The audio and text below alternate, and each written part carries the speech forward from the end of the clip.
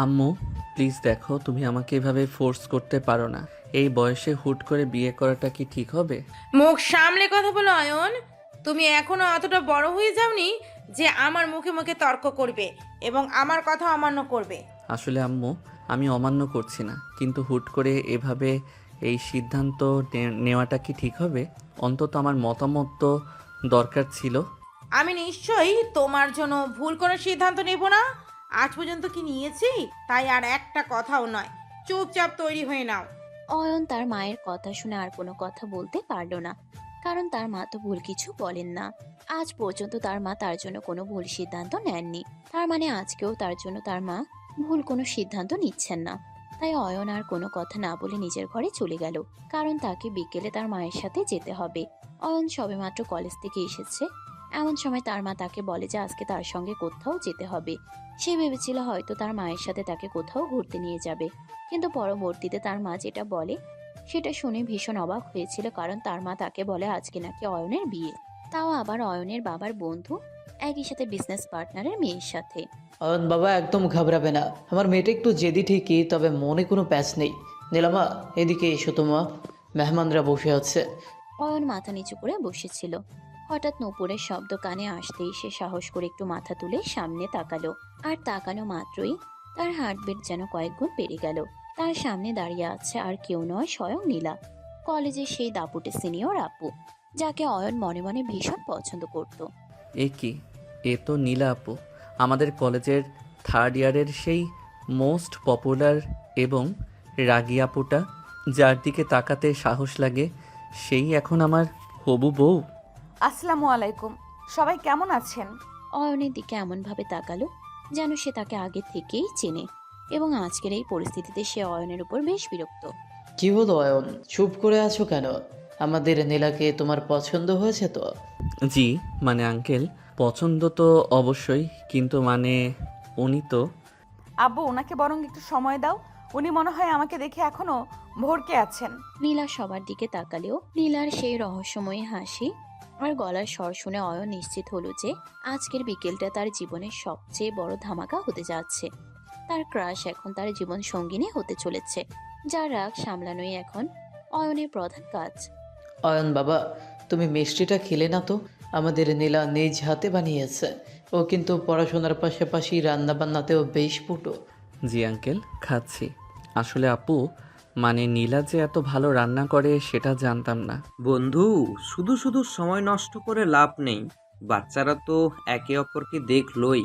আমার মনে হয় শুভ কাজটা আজকেই সেরে ফেলা উচিত। অয়ন এখন কলেজ শেষ করে ভার্সিটিতে উঠবে, এই সময়টাতেই একটা বাঁধন থাকা ভালো। হ্যাঁ, ঠিকই বলেছ। আমি চাচ্ছি আজকেই অন্তত কাবিনটা করিয়ে রাখতে। অনুষ্ঠান পরে ঘটা করে করা যাবে। কি? আজকেই কাবিন? মানে কি এসবের? আব্বু, তুমি তো বলেছিলে শুধু দেখাশোনা হবে। আহা মা, শান্ত হও। অয়নদের মতো পরিবার আর ছেলে পাওয়া ভাগ্যের ব্যাপার। অয়নের বাবার সাথে আমার দীর্ঘদিনের বন্ধুত্ব, আজকেই কাবিন হয়ে গেলে আমরাও নিশ্চিন্ত হতে পারি। সর্বনাশ, মা তো দেখি আজকেই আমাকে ঝুলিয়ে দেবে। নীলাপুর চেহারা দেখে তো মনে হচ্ছে এখনই কাঁচা গিলে খাবে আমাকে। অসম্ভব। আমি এভাবে হুট করে কিছুতেই রাজি নই। আমার ওনার সাথে একা কথা বলা দরকার। অয়ন, আপনি একটু এদিকে আসবেন, আমার কিছু পার্সোনাল কথা আছে। নীলার কথা শুনে অয়ন সোফা থেকে ওঠার উপক্রম করতেই নীলার বাবা বেশ চাতুর্যের সাথে পরিস্থিতি সামলে নিলেন। তিনি জানতেন নীলা একবার সুযোগ পেলে অয়নকে ভয় দেখিয়ে এই বিয়ে ভেঙে দেবে। আরে না না মা, এখন কথা বলেই কি হবে? সারা জীবন তো কথা বলার জন্যই পড়ে আছে। এখন শুভ লগ্ন বয়ে যাচ্ছে, কাজী সাহেব নিচেই অপেক্ষা করছেন। অয়ন বাবা, তুমি বসো। বড়দের মাঝে ছোটদের এত কথা বলতে নেই। আব্বু, তুমি আমার কথাটা শোনো। এই ছেলেটা তো আমার থেকে ছোট, মানে ও তো আমার কলেজের। নীলা, চুপ করো। বয়সে ছোট বড় বড় কথা নয়। অয়ন অনেক ম্যাচিওর, আর আমি একবার যখন সিদ্ধান্ত নিয়েছি তখন সেটাই হবে। কাজী সাহেবকে ভেতরে ডাকো। একদম ঠিক। বন্ধু, তুমি কাজ শুরু করো। অয়ন, তুই কি কিছু বলবি বাবা? বাবা, আমি আসলে মানে নীলা আপু যখন কথা বলতে চাচ্ছে। আয়ন, চুপ থাকো তো। বড়রা যখন কথা বলে তখন মাঝখানে কথাটা বলাটা বেয়াদবি। তুই কি চাচ্ছিস আমি সবার সামনে অপমানিত হই? অয়ন সাহেব, আপনি কি মুখ খুলে কিছু বলবেন না? নাকি পুতুলের মতো বসেই থাকবেন? আপনি জানেন আমি কে? জি জানি তো, আপনি আমার কলেজের নীলা আপু। চিনে যখন রাখো তখন না করে দাও, আমার জীবনটা নষ্ট করো না। অনেক হয়েছে নীলা, কাজী সাহেব এসে গেছেন, তুমি দস্তখত করো। চারিদিকে চাপে আর বাবা মায়ের কড়া শাসনে অয়ন নিরুপায় হয়ে কাবিননামায় সই করে দিল। নীলা শেষ মুহূর্ত পর্যন্ত চেষ্টা করেছিল বাবার সাথে কথা বলার, কিন্তু তার বাবা অত্যন্ত সুকৌশলে তাকে কোনো সুযোগই দিলেন না। অয়নের সই করার পর নীলার সামনেও আর কোনো পথ খোলা রইল না। সবার উপস্থিতিতে আর চাপের মুখে নীলাও শেষ পর্যন্ত সই করতে বাধ্য হলো। মাশাল্লাহ, বিয়ে সম্পূর্ণ হলো। এখন মিষ্টি মুখ করুন সবাই। মনে রেখো ছোট ভাই, আজকের এই জোর করে করা বিয়ের ফল কিন্তু খুব একটা ভালো হবে না। কলেজের সেই ল্যাবের ঘটনার কথা মনে আছে তো? তার চেয়েও ভয়ঙ্কর দিন আসতে চলেছে তোমার জীবনে। স্বাগতম আমার নরকে। আপু মানে নীলা, বিশ্বাস করো আমার কোনো দোষ নেই। আম্মু আমাকে কিছুই বলেনি। চুপ, একদম চুপ। আর একবার যদি আমাকে আপু বলে ডেকেছো তবে তোমার জিভ টেনে ছিঁড়ে ফেলবো। এখন থেকে আমি তোমার বউ, মনে থাকবে। যদিও এই বিয়ে আমি মন থেকে মানিনি। কিরে অয়ন, বউয়ের সাথে এখনই ফুচুর ফুচুর শুরু করে দিলি? মানিলা, আজ থেকেই কিন্তু তুমি আমাদের ঘরের লক্ষ্মী। জি আম্মু, আমি সব মনে রাখবো। বিশেষ করে অয়ন যা যা করলো তা তো ভোলাই সম্ভব নয়। অয়ন বুঝতে পারল তার ক্রাশের সাথে বিয়ে হলেও এই ক্রাশ মোটেও সাধারণ নয়। যে মেয়েকে দেখে পুরো কলেজের ছেলেরা থরথর করে কাঁপে, সেই মেয়ের সাথে সংসার করাটা অয়নের জন্য কতটা চ্যালেঞ্জিং হবে সেটা সে হাড়ে হাড়ে টের পাচ্ছে। বিয়ের আনুষ্ঠানিকতা শেষ হলো ঠিকই, কিন্তু অয়নের মনে এখন কালবৈশাখী ঝড়ের পূর্বাভাস। বন্ধু, তাহলে আমরা এখন উঠি, রাত তো বেশ হলো। অয়নকে নিয়ে কাল আবার কলেজে যাওয়ার তাড়া আছে। হ্যাঁ, আমরা বরং আজ যাই, পরে একদিন ভালো দিন দেখে নীলামাকে আমাদের বাড়িতে নিয়ে যাব। আরে বন্ধু, সে কি কথা? সবেমাত্র বিয়েটা হলো আর এখনই ছেলেটাকে নিয়ে চলে যাবে? এটা তো হতে পারে না। শুভ কাজের পর জামাইকে প্রথম রাতে এইভাবে বাড়ি পাঠিয়ে দেওয়া আমাদের বংশে নেই। আব্বু, এটা কি হচ্ছে? ওনার বাসায় থাকার কোনো দরকার নেই। ওনার কাল কলেজ আছে, সেটা কি তুমি শুনতে পাচ্ছ না? মানিলা, তুমি বড়দের কথার মাঝখানে কথা বলবে না তো। অয়ন আমাদের মেহমান, আর এখন তো সে এই বাড়ির জামাই। ওর দেখভাল করার দায়িত্ব এখন তোমার। আঙ্কেল, মানে আব্বু ঠিকই বলছে, কাল আমার একটা প্র্যাকটিক্যাল ক্লাস আছে, না গেলেই নয়। আমি বরং বাড়িতে যাই। আরে রাখো তোমার ক্লাস, এক রাত ক্লাস না করলে আকাশ ভেঙে পড়বে না? তাছাড়া বাড়ির নতুন জামাই বলে কথা। আজ রাতটা তোমরা আমাদের সাথেই থাকো, কাল সকালে নাস্তা করে তারপর যেও। কি বলো বেয়াই মশাই? বন্ধু, আসলে অয়ন তো অভ্যস্ত না, তবে তুমি যখন এত করে বলছো তখন আর না করি কি করে। অয়ন, তুই আজ এখানেই থেকে যা বাবা।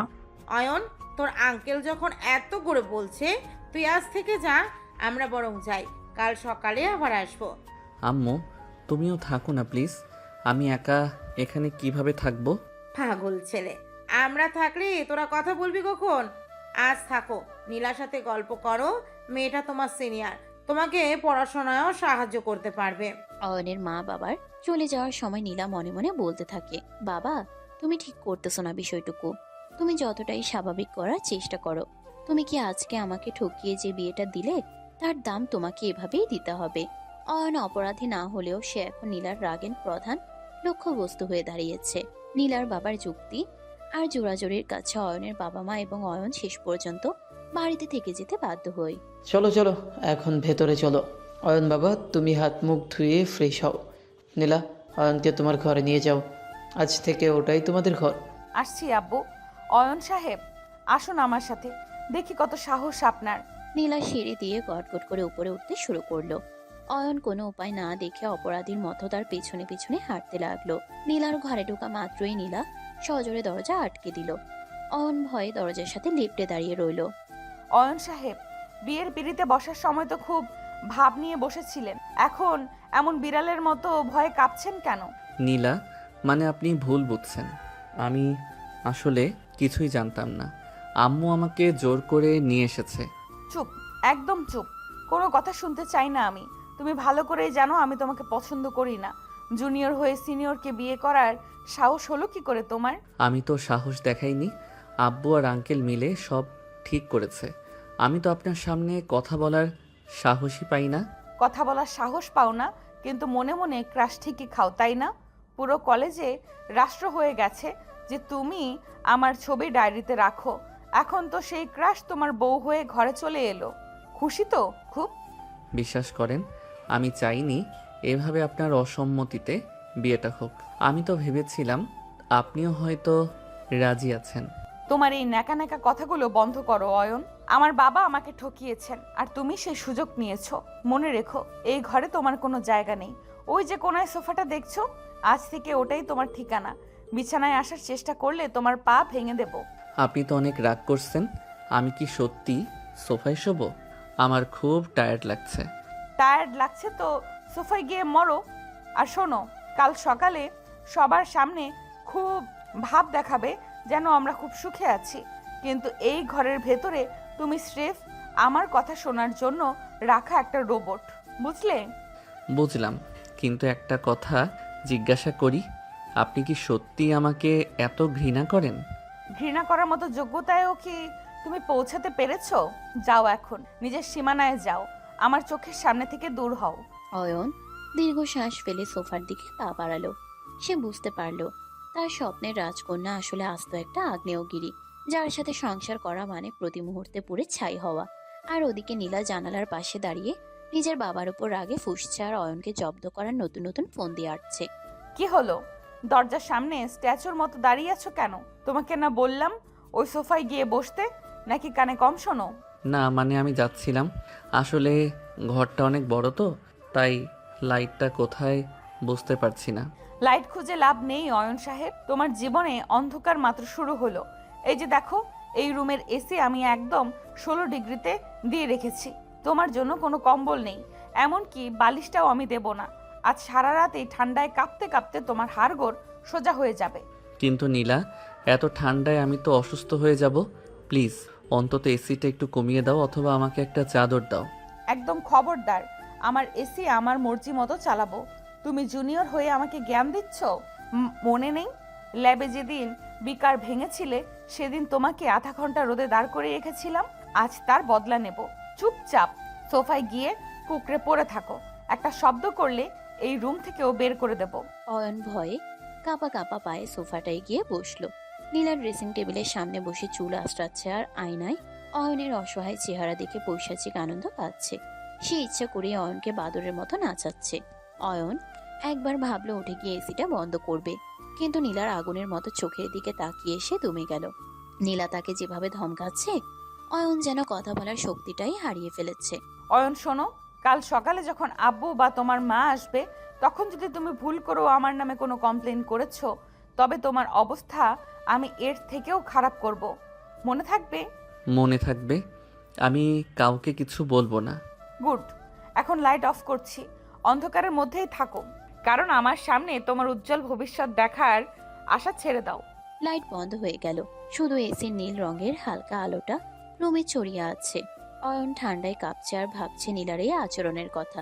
সে বুঝতে পারছে নীলা তাকে ঘৃণা করছে না, বরং ইচ্ছা করে তার উপর আধিপত্য বিস্তার করে তাকে দূরে সরিয়ে রাখতে চাইছে। নীলা ভাবছে অয়ন তাকে ভয় পেয়ে পিছু হটবে, কিন্তু অন্ধকারের মধ্যে শুয়ে অয়নের মনের ভাবটা হুট করে পাল্টে গেল। সে মনে মনে হাসলো, কারণ সে তো নীলাকেই চেয়েছিল। নীলা, তুমি ভাবছো এভাবে আমাকে ভয় দেখিয়ে কাঁপিয়ে তুমি জিতে যাবে? আমি মানছি আমি তোমার জুনিয়র, আমি তোমাকে ভয়ও পাই, কিন্তু তার মানে এই নয় যে আমি সারা জীবন তোমার বাদরের মতো নাচন নাচবো। ভাগ্য যখন আজ আমাদের এক করে দিয়েছে, তখন তুমি চাইলেও এই বন্ধন ছিঁড়ে যেতে পারবে না। অয়ন, নড়াচড়া বন্ধ করো, ঘুমানোর চেষ্টা করো। কাল ভোরে ওঠে আমাকে চা বানিয়ে দিবে। চা নিশ্চয়ই দেব নীলা, কিন্তু সেই চা খেয়ে তোমার মেজাজ ঠান্ডা হবে নাকি আরও গরম হবে সেটা আমি ঠিক করব। তুমি যতটাই আমাকে দাবিয়ে রাখার চেষ্টা করো, আমি জানি তোমার এই রাগের পেছনে একটা নরম মন আছে, আর সেই মনে ঢোকার চাবিকাঠি আমার কাছেই আছে। তুমি তো জানো না, তোমাকে এই বউয়ের সাজে দেখে আমি কতটা খুশি হয়েছি। তোমাকে হারানোর ভয় এখন আর নেই, এখন শুধু তোমাকে জয় করার লড়াই। অয়ন এক অদ্ভুত জেদ নিয়ে সোফায় শুয়ে রইল। সে এখন আর শুধু সে ভীতু অয়ন নেই যে নীলা আপুর ঝাড়ি খেয়ে চুপ করে থাকতো। সে এখন এই বাড়ির জামাই এবং নীলার স্বামী। সে মনে মনে একটা দারুণ বুদ্ধি আঁটতে শুরু করলো। নীলা তাকে যতই দূরে সরাবে, অয়ন ততই কোনো না কোনো বাহানায় তার কাছে যাওয়ার ফন্দি করবে। নীলা, একটা কথা বলবো? আবার কি হলো? তোমাকে না বলেছি চুপ থাকতে? আসলে তোমার এই রুমের জানালাটা বোধহয় ঠিকমতো লাগানো নেই, খুব আওয়াজ হচ্ছে। আমি কি একবার গিয়ে দেখবো? Shut up. জানলা ঠিকই আছে, তুমি ঘুমানোর নাটক করো। আর শোনো, মাঝ রাতে যদি একবারও সোফা থেকে নামার চেষ্টা করেছো, তবে আমি কিন্তু চিৎকার করে সবাইকে জাগিয়ে দেব যে তুমি আমার সাথে অসভ্যতা করছো। তখন বুঝবে ঠেলা। বাহ, চালটা তো ভালোই চাললে নীলা, আমাকে ভয় দেখিয়ে কোণঠাসা করছো। ঠিক আছে, আজ রাতটা তোমার, কিন্তু কাল থেকে খেলাটা আমার হবে। তুমি সিনিয়র হতে পারো, কিন্তু তোমার এই বিচ্ছু জামাইকে সামলানো তোমার জন্য অত সহজ হবে না। তুমি যতই দূরে থাকার দেয়াল তোলো না কেন, আমি সেই দেয়াল ভেঙেই তোমার মনের ঘরে পৌঁছাবো। নীলা ভাবছিল অয়ন হয়তো ভয়ে সিটিয়ে আছে, কিন্তু সে জানে না যে অয়ন এখন মনে মনে তার এই রাগী বউকে বাগে আনার জন্য যুদ্ধের প্রস্তুতি নিচ্ছে। অয়নের মুখে এখন ভয় নয়, বরং এক চিলতে বিজয়ের হাসি। কারণ সে মনে মনে নীলাকে পেয়ে এতটাই খুশি যে এই ছোটখাটো অত্যাচারগুলো তার কাছে এখন মধুর মনে হচ্ছে। ভোরের আলো জানালার পর্দা ভেদ করে নীলার চোখে পড়তেই তার ঘুমটা পাতলা হয়ে এলো। সে আড়মোড়া ভেঙে পাশ ফিরতে গিয়ে অনুভব করলো তার কোমরে কারো শক্ত হাতের বাঁধন। ঘুমের ঘোরে প্রথমে কয়েক সেকেন্ড সে ভাবলো হয়তো কোনো বালিশ জড়িয়ে ধরে আছে, কিন্তু পরক্ষণেই কারোর তপ্ত নিঃশ্বাস নিজের ঘাড়ে অনুভব করতেই তার পুরো শরীর রিরি করে উঠল। নীলা চোখ মেলল, আবছা আলোয় দেখলো খুব কাছে অয়নের মুখ। মুহূর্তের মধ্যেই সে বুঝতে পারলো কোনো ছেলে তাকে জড়িয়ে ধরে আছে। আহ, বাঁচাও। কে আপনি? ছাড়ুন আমাকে। কে আছে এখানে? আরে আরে নীলা, চিল্লাইতেছেন কেন? শান্ত হন, কেউ চলে আসবে তো। সর্বনাশ হবে আমাদের। নীলার চিৎকার পুরো বাড়ি মাথায় ওঠার দশা দেখে অয়ন দিশেহারা হয়ে গেল। সে ভাবলো এখনই যদি নীলার বাবা বা বাড়ির লোকজন চলে আসে তবে এক চরম কেলেঙ্কারি হবে। সে কাল বিলম্ব না করে এক হাত দিয়ে নীলার মুখ চেপে ধরলো এবং তাকে আটকানোর চেষ্টা করলো যাতে আওয়াজ বাইরে না যায়। নীলা তখন পাগলের মতো ছটফট করছিল। অয়ন তার খুব কাছে গিয়ে ফিসফিস করে কথা বলতে লাগলো। শ্শ্, একদম চুপ। আমি অয়ন, ভালো করে চেয়ে দেখুন। মুখ ছাড়ছি, কিন্তু প্লিজ আর চিল্লাইয়েন না, আমাদের মান সম্মান সব শেষ হয়ে যাবে। নীলা যখন স্বাভাবিক হয়ে সামনে তাকিয়ে দেখলো এটা অয়ন, তখন সে চরম অবাক হয়ে গেল। সে অয়নের দিকে স্থির দৃষ্টিতে তাকিয়ে রইল, তারপর চোখ দিয়ে ইশারা করলো অয়নকে হাত সরানোর জন্য। অয়ন ধীরে ধীরে নীলার মুখ থেকে নিজের হাতটা সরিয়ে নিল এবং বিছানা থেকে নেমে একটু দূরত্ব বজায় রেখে দাঁড়ালো। নীলা তখন বিছানায় উঠে বসে রাগে ফুঁসতে লাগলো। তুমি, তোমার এত বড় সাহস! তুমি আমার বিছানায় আসা সাহস পেলে কোত্থেকে? কাল রাতে তো তোমাকে স্পষ্ট বলেছিলাম সোফায় ঘুমাতে। তুমি এখানে কি করছো? নীলা, আগে আমার কথাটা শোনেন। আপনি যেভাবে রেগে যাচ্ছেন তাতে আমি ভয় পাচ্ছি। আসলে কাল রাতে ওই এসি 16 ডিগ্রিতে ছিল, তার উপর কোনো চাদর বা কম্বল ছিল না সোফায়। ঠান্ডায় আমার শরীর একদম জমে যাচ্ছিল। আমি তো মানুষ, রোবট নই। জমে গেলেই ভালো হতো। তোমার হিম্মত দেখে আমি অবাক হচ্ছি। রাতের অন্ধকারে চুপি চুপি এসে আমাকে জড়িয়ে ধরে ঘুমানো, এটা তো ঘোরতর অন্যায়। তুমি জানো আমি চাইলে এখন কি করতে পারি? দেখুন, আমি ইচ্ছা করে আপনাকে বিরক্ত করতে আসিনি, কিন্তু ঠান্ডার চোটে আমার শরীর যখন কাঁপছিল তখন আমি দেখলাম আপনার কাছে অনেকগুলো কম্বল আছে। আমি ভেবেছিলাম একটু উষ্ণতা পাবো, তাই পাশে এসেছিলাম। কখন যে ঘুমিয়ে আপনাকে জড়িয়ে ধরেছি সেটা আমি নিজেও জানি না। মিথ্যে কথা। তুমি একদম মিথ্যা কথা বলছো। তুমি সুযোগ পেয়ে এটা করেছো। এই যে আমার সাথে পাল্লা দেওয়ার চেষ্টা করছো, এর ফল খুব খারাপ হবে। আমার পারমিশন ছাড়া এই বিছানায় ওঠার অধিকার তোমাকে কে দিয়েছে? কেন অধিকার থাকবে না? আপনি তো কাল বলেছিলেন যে আপনি আমার বউ, আর আপনি যদি আমার বউ হন তবে আপনার পাশে শোয়ার অধিকার তো আমার আছেই। নাকি বিয়ের সব নিয়ম শুধু আপনার পক্ষেই থাকবে? বেশি কথা বলছো তুমি অয়ন। মনে রেখো, এটা অন্য কোথাও নয়, এই রুমে আমার রাজত্ব চলে। এখন এই মুহূর্তে এই ঘর থেকে বের হও। আমার চোখের সামনে আর এক সেকেন্ডও থেকো না। যাচ্ছি, কিন্তু একটা কথা মনে রাখবেন নীলা, আপনি যতই বাধা দিন না কেন, আমাদের ভাগ্য যখন আমাদের এক করে দিয়েছে তখন আপনি আমাকে দূরে সরিয়ে রাখতে পারবেন না। আপনি যত বড়ই রাগী হন না কেন, আপনার এই রাগকে আমি ভালোবাসায় বদলে দেবই। এটা অয়নের চ্যালেঞ্জ। চ্যালেঞ্জ? আমার সাথে চ্যালেঞ্জ করছো? ঠিক আছে, দেখা যাবে কার জেদ বেশি। এখন বের হও এখান থেকে, মুখ সামলে কথা বলবে এরপর থেকে। যাচ্ছি, কিন্তু মনে রাখবেন আজ সকালে জড়িয়ে ধরাটা তো মাত্র শুরু ছিল, পুরো সিনেমা এখনো বাকি আছে। শুভ সকাল প্রিয় স্ত্রী। অয়ন একগাল বাঁকা হাসি দিয়ে রুম থেকে বেরিয়ে গেল। নীলা বিছানায় ধপ করে বসে পড়ল। তার হার্টবিট কেন যেন স্বাভাবিকের চেয়ে বেশি জোরে চলছে। অয়নকে সে যতটা সহজ ভেবেছিল, ছেলেটা যে তার চেয়েও বেশি ধূর্ত আর সাহসী, সেটা বুঝতে পেরে নীলা মনে মনে অস্থির হয়ে উঠল। সে বুঝতে পারলো এই জামাইকে সামলানো তার ধারণার চেয়েও অনেক বেশি কঠিন হতে যাচ্ছে। অন্যদিকে অয়ন মনে মনে দারুণ খুশি যে তার ক্রাশ এখন তার বউ। সকালের নাস্তার টেবিলে এলাহি আয়োজন।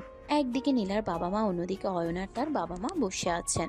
অয়নদের পরিবার আজই ফিরে যাবে, তাই বিদায়ের একটা আবহ টেবিলে বিরাজ করছে। অয়ন প্লেটে নাস্তা নিলেও তার পুরো মনোযোগ পাশের চেয়ারে বসে থাকা নীলার দিকে। নীলার চেহারা পাথরের মতো শক্ত হয়ে আছে। কাল রাত থেকে তার মাথায় শুধু একটা কথাই ঘুরছে। আব্বু তাকে বলেছিল অয়নরা শুধু দেখতে আসবে, আর বিকেলে সব পাল্টে গিয়ে হুট করে তাকে বিয়ের পিড়িতে বসিয়ে দিল। সে কোনোভাবেই এই প্রতারণা মেনে নিতে পারছে না, কিন্তু দুই পরিবারের বড়দের সামনে ফেটে পড়তেও পারছে না। অয়ন বাবা, এটা নাও, আমার হাতে তৈরি স্পেশাল ফিরনি। কাল তো বিয়ের ধকল গেল, আজ একটু শান্তিতে খেয়ে নাও। জি আম্মু, নিচ্ছি। আসলে আপনার হাতের রান্নার প্রশংসা আগেই শুনেছিলাম, আজ খেয়েও ধন্য হলাম। বন্ধু, অয়ন কিন্তু ছেলে হিসেবে রত্ন। আমার চোহরির চোখ ঠিকই রত্ন চেনেছে। একটু তাড়াহুড়ো হয়ে গেল ঠিকই, কিন্তু শুভ কাজে দেরি করতে নেই, কি বলো? একদম ঠিক বলেছ। কালকের সিদ্ধান্তটা হুট করে নিলেও আমাদের সবার জন্যই ভালো হয়েছে। অয়ন এখন থেকে তোমার ছেলেই। বড়রা যখন নিজেদের মধ্যে বিয়ের সার্থকতা নিয়ে আলোচনা করছেন, নীলার ভেতরের রাগ তখন আগ্নেয়গিরির মতো জ্বলছে। সে আর চোখে তার বাবার দিকে তাকালো। কালকে সেই মিথ্যেটা তার বুকে তীরের মতো বিচ্ছে। ঠিক তখনই সে টেবিলের নিচে অনুভব করলো কারো পায়ের আলতো স্পর্শ। অয়ন খুব সাবধানে নিজের পা দিয়ে নীলার পায়ে রোমান্টিক সুড়সুড়ি দিচ্ছে। নীলা চমকে ওঠা অয়নের দিকে তাকালো, কিন্তু অয়ন তখন খুব স্বাভাবিকভাবে পরোটা ছিঁড়ে মুখে দিচ্ছে। পা সরা নয়ন সাহেব, অসভ্যতা করবেন না। পা তো সরিয়ে নেব, কিন্তু আপনার রাগটা কি একটু সরানো যায় না? দেখুন সবাই কেমন খুশি, শুধু আপনি মুখটা হাড়ির মতো করে রেখেছেন। আপনাকে না এই লাল শাড়িতে অপার্থিব সুন্দর লাগছে। চুপ করুন, আপনার এই রোমান্টিকতা নিজের কাছে রাখুন।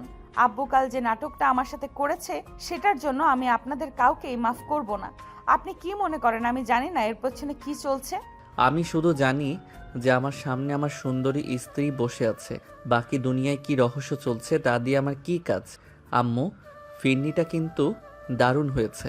পছন্দ হয়েছে বাবা? নীলামা, তুমি অয়নকে আর একটু দাও তো। তোমাদের এই নতুন পথ চলা দেখে আমার মনটা ভরে যাচ্ছে। নীলা যখন অয়নকে ফিরনি বেড়ে দিচ্ছে, অয়ন তখন আলতো করে নীলার আঙ্গুলে চিমটি কাটলো। নীলা ব্যথায় প্রায় চিৎকার করে উঠতে যাচ্ছিল, কিন্তু বড়দের সামনে নিজেকে সে সামনে নিল। সে বুঝতে পারছে অয়ন তাকে ইচ্ছা করে সবার আড়ালে উত্ত্যক্ত করছে। নীলার বাবা অয়নের সাথে নীলার এই মাখামাখি দেখে মনে মনে একটু স্বস্তি পাচ্ছেন, কিন্তু তিনি নীলার চোখের সেই জ্বলন্ত দৃষ্টি এড়াতে পারছেন না। নীলা জানে তার বাবা কিছু একটা গোপন করছেন। স্রেফ দেখতে আসা থেকে বিয়ে পর্যন্ত যে দ্রুতগতিতে ঘটনাগুলো ঘটেছে, তার পেছনে কোনো গভীর উদ্দেশ্য লুকিয়ে। অয়ন, আজ তো তোমরা যাবে, নীলাকেও সাথে নিয়ে যাও, কয়েকদিন থেকে আসো। আব্বু, আমি আজই যাব না, আমার প্যাকিং বাকি আছে। তাছাড়া তুমি কি চাচ্ছ আমি দ্রুত এই বাড়ি থেকে বিদায় হই, যাতে তোমার এই গোপন রহস্য আমি আর খুঁজে না পাই? নীলা, মেহমানদের সামনে এসব কি কথা? অয়ন বাবা কিছু মনে করো না, ও একটু পাগলাটে স্বভাবের। না না আম্মু, আমি একদম কিছু মনে করিনি। নীলা আসলে আবেগপ্রবণ তো, তাই হয়তো বলছে। আমি বরং নীলার প্যাকিংয়ে সাহায্য করি, একা হাতে তো ওর কষ্ট হবে। অয়নের এই কথা শুনে নীলা রাগে বড় বড় চোখ করে তাকালো। সে মনে মনে ভাবলো ঘরে আসুক একবার, এই রোমান্টিকতার শোধ সে হারমাস দিয়ে তুলবে। অন্যদিকে অয়ন মনে মনে তৃপ্ত, কারণ সে বুঝতে পারছে নীলা যত বেশি রেগে যাচ্ছে তাকে কাছে পাওয়ার সুযোগ তত বাড়ছে। কিন্তু রহস্যে সেই মেঘটা এখনো ডাইনিং টেবিলের উপর ঘুরে বেড়াচ্ছে। নীলার বাবা অয়নের বাবার দিকে তাকিয়ে একবার ঘুরে দেখলেন, যেন খুব দ্রুত তারা এই বাড়ি থেকে অয়নকে বিদায় করতে চান। নাস্তার টেবিল থেকে রাগে ফুঁসতে ফুঁসতে নীলা নিজের ঘরে চলে এলো। তার মাথায় শুধু বাবার ওই ছলনা আর অয়নের দুষ্টুমি ঘুরছে। সে আলমারি খুলে জোরে জোরে কাপড় বের করছিল, তখনই পেছন থেকে একজোড়া শক্ত হাত তাকে আষ্টে পিষ্টে জড়িয়ে ধরলো। নীলা চমকে উঠে চিৎকার করতে চাইল, কিন্তু তার আগে অয়ন তার ঘাড়ের কাছে মুখ ডুবিয়ে ফিসফিস করে কথা বলতে শুরু করলো। অত রাগ করলে সুন্দরী ববের রূপ কিন্তু কমে যায়। আমাকে সাহায্য করতে ডাকলেন না যে? অয়ন, হাত ছাড়ুন বলছি। আপনার সাহস তো কম না, বড়দের সামনে চিমটি কাটলেন, এখন ঘরে এসে আমাকে জড়িয়ে ধরছেন। এখন সীমা লঙ্ঘন করবেন না।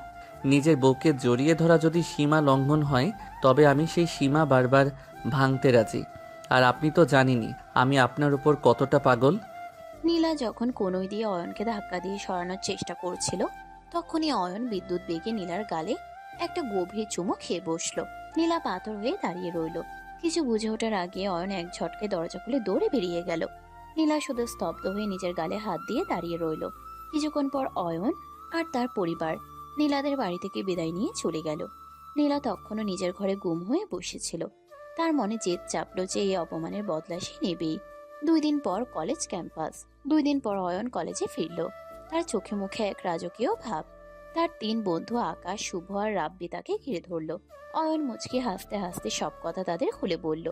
কিরে দোস্ত, তুই সত্যি বলছিস? আমাদের কলেজে সেই ক্রাশ রাগী নীলা আপু এখন তোর বউ? এটা তো রূপকথাকেও হার মানায়। একদম সত্যি, বিশ্বাস করো আমি নিজেও এখনো ঘোরের মধ্যে আছি। তবে বউ হিসেবে নীলা কিন্তু লঙ্কার মতো ঝাল। লঙ্কার মতো ঝাল হোক আর যাই হোক, কলেজের সব থেকে সুন্দরী মেয়ে এখন তোর ঘরে। ভাবতেই তো আমার বুক ফেটে যাচ্ছে। তুই কি কোনো জাদু জানিস নাকি? কিন্তু দোস্ত, নীলা আপু তো অনেক রাগী, উনি কি সহজে তোকে মেনে নেবে? কলেজের সবাই তো ওনাকে জমের মতো ভয় পায়। মেনে নেওয়া বা না নেওয়া সেটা সময়ের ব্যাপার। তবে আমি কিন্তু ওনাকে বাগে আনার সব রকম চেষ্টা করছি। এই যে গত 2 দিন ওনাকে ফোন করেছি, একটা ফোনও ধরেননি। আজ মনে হয় কলেজে আসবেন। ঠিক সেই মুহূর্তে ক্যাম্পাসের করিডোর দিয়ে নীল শাড়ি পরে নীলা হেঁটে আসছিল। তার রাজকীয় চলনার গম্ভীর মুখ দেখে কলেজের ছোট বড় সবাই তাকে রাস্তা ছেড়ে দিচ্ছে। নীলার 2 বান্ধবী মেঘলা আর তানিয়া তাকে হাজারো প্রশ্ন করছে। কিরে নীলা, তুই 2 দিন উধাও ছিলি কেন? আমরা তো ভাবলাম তুই অসুস্থ বুঝি, ফোনটাও তো অফ করে রেখেছিলি। তেমন কিছু না মেঘলা, একটু পার্সোনাল কাজ ছিল তাই আসতে পারিনি। অহেতুক জেরা করিস না তো। পার্সোনাল কাজ মানে কি? কাল দেখলাম কলেজের কিছু ছেলে গ্রুপে কথা বলছে যে তোর নাকি বিয়ে হয়ে গেছে অয়ন নামের একটা ছেলের সাথে। বিষয়টা কি সত্যি? কে বলেছে এসব বাজে বাজে কথা? মানুষের কাজ নেই তাই এসব রটাচ্ছে। আমার বিয়ে হওয়া কি এতই সহজ? এসব ফালতু কথা কানে নিবি না। কিন্তু ওয়াইন তো ফার্স্ট ইয়ারের সেরা স্টুডেন্ট, ও নাকি নিজের বন্ধুদের কাছে সব স্বীকার করেছে। তোকে যদি ওভাবে ছোট কোনো ছেলের সাথে বিয়ে দেয় তবে তো কেলেঙ্কারি। মেঘলা, আমি বলেছি না এইসব নিয়ে কথা না বলতে? অয়ন কি বলল না বলল তাতে আমার কিছুই যায় আসে না। আমি কলেজে পড়াশোনা করতে এসেছি, ফালতু গসিপ শুনতে না। চল ক্লাসে যাই। নীলা তার বান্ধবীদের এড়িয়ে সামনের দিকে এগোতে গিয়েই দেখলো অয়ন তার বন্ধুদের সাথে দাঁড়িয়ে আছে। অয়নের বন্ধুরা নীলাকে দেখা মাত্রই একসাথে সালাম দিল। নীলা তাদের পাত্তাই দিল না, কিন্তু তারা চোখে অয়নের চোখের সাথে মিলে গেল। অয়ন এক চোখ টিপে নীলাকে ইশারা করলো। নীলার আগে লাল হয়ে অন্যদিকে মুখ ঘুরিয়ে চলে গেল। দোস্ত, ভাবি তো তোকে চেনেই না, এমন ভাব করলো। তোর কপালে অনেক দুঃখ আছে রে অয়ন। আরে এটাই তো মজা, সবার সামনে সে অচেনা সাজবে আর আড়ালে আমার উপর রাগ ঝাড়বে। আমি তো উনার এই লুকোচুরিটা দারুণ এনজয় করছি। আকাশ, চলো ক্লাসে যাই, আজ ম্যাডামের ক্লাস আছে, দেরি করা যাবে না। যা বলেছিস, তবে নীলা আপু যেভাবে অঙ্গীকার করলো তাতে আমার সন্দেহ হচ্ছে। উনি কি সহজে তোকে সবার সামনে নিজের স্বামী বলে পরিচয় দেবেন? দেবেন, সময় হলে সব দেবেন। দরকার হলে আমি নিজেই পুরো কলেজকে জানিয়ে দেব, তখন দেখি নীলা কিভাবে এড়িয়ে যায়। অয়ন হাসতে হাসতে ক্লাসের দিকে পা বাড়ালো। অন্যদিকে নীলা ক্লাসরুমে বসে জানালার বাইরে তাকিয়ে ভাবছিল অয়নকে কিভাবে চুপ করানো চায়। সে কিছুতেই চায় না তার বন্ধুরা জানুক যে সে তার চেয়ে বয়সে ছোট একটা ছেলেকে বিয়ে করেছে। কিন্তু অয়নের সেই দুষ্টু হাসি আর চিমটি কাটার কথা মনে পড়তেই নীলার কান যেন গরম হয়ে উঠল। তার ভিতরে এক অস্থির যুদ্ধ শুরু হয়েছে। একদিকে বাবার উপর রাগ, অন্যদিকে অয়নের রোমান্টিক আধিপত্য।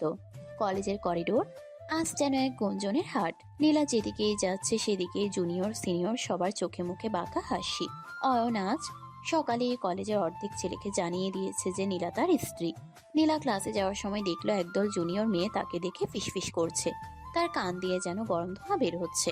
সে দ্রুত পায়ে লাইব্রেরির পাশে নির্জন করিডোর দিয়ে যাওয়ার চেষ্টা করলো, কিন্তু হুট করেই একটা শক্ত হাত তার কবজি চেপে ধরলো এবং এক ঝটকায় তাকে দেওয়ালের সাথে চেপে ধরলো। নীলা চমকে উঠে দেখলো সামনে অয়ন দাঁড়িয়ে আছে। তার চোখে এক অদ্ভুত নেশা আর মুখে সেই চেনা বাঁকা হাসি। অয়ন, তুই পাগল হয়েছিস? এটা কলেজ, হাত ছাড় বলছি। কেউ দেখে ফেললে কি হবে ভেবেছিস? কেউ দেখলে দেখুক, পুরো কলেজ তো জেনেই গেছে যে তুমি আমার বউ। এখন আর ভয় পাওয়ার কি আছে? বরং এই নির্জনতা একটু উপভোগ করি। তুই কি মানুষ না অন্য কিছু রে? সবাইকে কেন বলতে গেলি আমাদের বিয়ের কথা? তোর কি কোনো ধারণা নেই আমার সম্মান নিয়ে? সবাই আমাকে নিয়ে ঠাট্টা করছে যে আমি আমার জুনিয়রকে বিয়ে করেছি। তুই আমাকে সবার সামনে হাসির পাত্র বানিয়েছিস। আরে এতে হাসির কি আছে? জুনিয়রকে বিয়ে করা তো এখন ট্রেন্ড। তাছাড়া আমি তোমার স্বামী, এটা বলতে আমার কোনো লজ্জা নেই নীলা। বরং তোমার এই রাগী মুখটা দেখলে আমার রোমান্টিকতা আরও বেড়ে যায়। অয়ন নীলার দুই হাত দেয়ালের সাথে আটকে ধরে নীলার একদম কাছে মুখ নিয়ে এলো। নীলা ছটফট করে নিজেকে ছাড়ানোর চেষ্টা করছে, কিন্তু অয়নের গায়ে জোরের কাছে সে পেরে উঠছে না। অয়ন নীলার কানের কাছে গিয়ে খুব নিচু স্বরে কথা বলতে শুরু করলো। নীলা, তোমাকে আজ এই কালো শাড়িতে জাস্ট খুনি লাগছে। ইচ্ছা করছে এই করিডরটা চিরদিনের জন্য থেমে যাক। অয়ন, তুই অসভ্যতা করছিস। হাত ছাড় বলছি, আমি কিন্তু চিৎকার দেব। দাও না চিৎকার, সবাই এসে দেখবে একজন স্বামী তার রাগী বউকে আদর করছে। তাতে আমার কোনো লস নেই। নীলা যখন রাগে অয়নকে ধাক্কা দিতে চাইলো, ঠিক তখনই অয়ন চোখের পলকে নীলার ঠোঁটে একটা গভীর কিস করে বসলো। নীলা একদম পাথর হয়ে গেল। অয়ন তাকে ছেড়ে দিয়ে একটু দূরত্বে দাঁড়িয়ে একগাল হাসলো। নীলা স্তম্ভিত হয়ে নিজের ঠোঁটে হাত দিয়ে দাঁড়িয়ে রইল। রাগে তার চোখের কোণে জল চলে এসেছে। তুই তুই এত নীচ! তুই আমার ইচ্ছার বিরুদ্ধে এটা করলি। আমি তোকে কোনোদিন ক্ষমা করব না অয়ন। ক্ষমা তো পরে করবে, আগে ক্লাসে যাও। তোমার বান্ধবীরা বোধ হয় তোমার জন্যই অপেক্ষা করছে। আর হ্যাঁ, আজ টিফিনের সময় ক্যান্টিনে কিন্তু তোমার পাশের চেয়ারটা আমার জন্য বুক করে রেখো। অয়ন শীষ বাজাতে বাজাতে চলে গেল। নীলা দেয়ালের সাথে হেলান দিয়ে কিছুক্ষণ দাঁড়িয়ে রইল। তার শরীরের ভেতরে এক অদ্ভুত কাঁপুনি হচ্ছে। সে চোখের জল মুছে ক্লাসে ঢুকলো। ক্লাসে ঢোকা মাত্রই তার বান্ধবী মেঘলা আর তানিয়া তাকে ছেঁকে ধরলো। কিরে নীলা, অয়ন তো আজ ক্যান্টিনে বসে সবাইকে মিষ্টি খাইয়েছে। ও বলছে তোরা নাকি খুব হ্যাপি কাপল। তুই কেন অস্বীকার করছিস এতদিন? মেঘলা, তোরা কি থামবি? অয়ন একটা পাগল। ও যা বলছে সব সত্যি না। আমি কেন একটা জুনিয়রকে বিয়ে করব? কিন্তু নীলা, অয়ন তো তোদের বিয়ের ছবিও দেখিয়েছে কয়েকজনকে। এখন অস্বীকার করে কি লাভ? সবাই তো তোকে ভাবি বলে ডাকছে। তোর জুনিয়ররা তো তোকে দেখে টিটকারিও মারছে। অয়ন, তুই বিয়ের ছবিও দেখিয়েছিস? তোকে আমি আজই মেরে ফেলবো। আমার সম্মানের 12টা বাজিয়ে তুই এখন হিরো সাজছিস? দাঁড়া, ল্যাবে আজ তোর খবর আছে। টিফিন পিরিয়ডে নীলা ক্যান্টিনে না গিয়ে বাগানের এক কোণে একা বসেছিল। সে বাবার উপর আরো বেশি রেগে যাচ্ছে। ঠিক তখনই অয়ন এক হাত ভর্তি গোলাপ আর চকলেট নিয়ে সেখানে হাজির হলো। অয়নের বন্ধুরা আকাশ আর শুভ দূর থেকে দাঁড়িয়ে মজা দিচ্ছিল। রাগী ম্যাম, তোমার জন্য এই সামান্য উপহার, রাগটা কি একটু কমানো যায় না? অয়ন, তুই কি চাস আমি সবার সামনে তোকে থাপ্পড় মারি? এই গোলাপ আর চকলেট নিয়ে এক্ষুনি বিদায় হ। তুই আমার লাইফটা হেল করে দিয়েছিস। চকলেট খেলে মেজাজ ঠান্ডা হয় নীলা, নাও একটা কামড় দাও। আর তোমার জুনিয়ররা যা বলছে বলতে দাও না। তারা তো জ্বলছে যে আমার মতো হ্যান্ডসাম ছেলে তোমাকে পেয়েছে। তুই একটা নির্লজ্জ। তুই আমার বাবার সুযোগ নিয়েছিস। আমি তোকে ঘেন্না করি অয়ন, ঘেন্না করি। তোমার এই ঘেন্নাই তো আমার সম্পদ। তুমি যত বেশি রাগ করবে আমি তত বেশি তোমার কাছে আসব। আজ রাতে বাড়িতে কিন্তু স্পেশাল ডিনার হবে, মনে আছে তো? নীলা আর কথা না বাড়িয়ে সেখান থেকে গটগট করে চলে গেল। অয়ন অপলক দৃষ্টিতে নীলার চলে যাওয়ার দিকে তাকিয়ে রইল। তার বন্ধুরা দৌড়ে এলো। কি রয়ন, ভাবি তো চকলেট ছুঁড়ে ফেলে দিল। তোর রোমান্টিকতা তো কাজে লাগছে না। আরে এটাই তো মজা, চকলেট ছুঁড়ে ফেলেছে তাতে কি, মনটা তো ঠিকই নাড়া দিয়েছি। তোরা দেখিস, এই নীলা আপুই একদিন আমার জন্য পাগল হবে। এখন শুধু রাগটা এনজয় করতে দে আমাকে। অয়ন তার বন্ধুদের সাথে হাসতে হাসতে ক্লাসের দিকে গেল। সে জানে নীলার রাগ কমানো সহজ নয়, কিন্তু সে এটাও জানে যে নীলা মনে মনে দুর্বল হয়ে পড়ছে। অন্যদিকে নীলা বাথরুমে গিয়ে আয়নায় নিজের চেহারা দেখছিল। অয়নের সে কিস করার জায়গাটা এখনো যেন জ্বলছে। সে বুঝতে পারছে অয়ন তাকে শুধু বিরক্তই করছে না, বরং ধীরে ধীরে তার জীবনের প্রতিটি কোণ দখল করে নিচ্ছে। ল্যাবের ভিতর গাঢ় সাদা ধোঁয়া আর রাসায়নিক দ্রব্যের গন্ধ। নীলা খুব মন দিয়ে বিকারের তরল মিশ্রণটি দেখছিল। তার মাথায় এখনো সকালে করিডোরে অয়নের করা সে কাণ্ডটা ঘুরছে। সে মনে মনে ঠিক করে রেখেছে আজ ল্যাবে অয়নকে এমন এক শিক্ষা দেবে যে সে আর কোনোদিনও নীলার ধারে কাছে আসার সাহস পাবে না। ঠিক তখনই অয়ন তার গ্রুপ নিয়ে নীলার ঠিক পাশের টেবিলে এসে দাঁড়ালো। অয়নের পরনে ল্যাব কোট, হাতে গ্লাভস, তাতে তাকে বেশ স্মার্ট লাগছে। অয়ন আর চোখে নীলাকে দেখলো এবং মুচকি হাসলো। কি ব্যাপার নীলা, বিকালের দিকে ওভাবে তাকিয়ে আছো কেন? ওটা কি আমার চেহারা দেখাচ্ছে নাকি? বেশি তাকালে কিন্তু রিয়াকশন হয়ে যাবে। তুই নিজের চরকায় তেল দে অয়ন। ল্যাবে এসেছি পড়াশোনা করতে, তোর ফাজলামো শুনতে না। তুই যদি আর কোনো কথা বলিস তবে এই অ্যাসিড তোর গায়ে ঢেলে দেব। বাহ, বউয়ের হাতে অ্যাসিড খেয়ে মরাটাও তো রোমান্টিক হবে।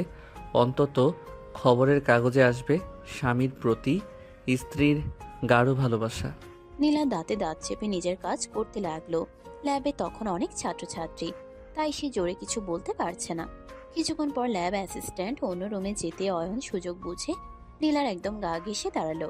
সে নীলার হাতে থাকা পিপেটটা ধরতে গিয়ে নীলার আঙ্গুলগুলো আলতো করে চেপে ধরলো।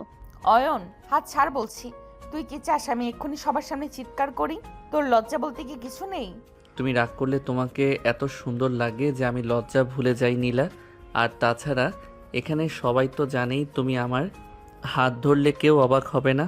শোনো, আজ বিকেলে কিন্তু আমরা একসাথে ফিরবো। আমি রিক্সা ঠিক করে রেখেছি। তুই রিক্সা ঠিক কর আর যাই কর, আমি তোর সাথে যাব না। আমি মেঘলার সাথে যাব। তুই নিজের বন্ধুদের নিয়ে ফুটবল খেলতে যা, আমার শান্তিতে থাকতে দে। তুমি না গেলে আমি কিন্তু সবার সামনে ঘোষণা দেব যে আমার বউ আজ অভিমান করে বাড়ি যাচ্ছে না। তখন সামলাতে পারবে তো? নীলার রাগে লাল হয়ে অয়নকে একটা ধাক্কা দিল। অয়ন টাল সামলাতে না পেরে পিছনে টেবিলে ধাক্কা খেলো। আর ঠিক তখনই নীলার ল্যাব কোটের একটা বোতাম অয়নের ঘড়ির চেইনে আটকে গেল।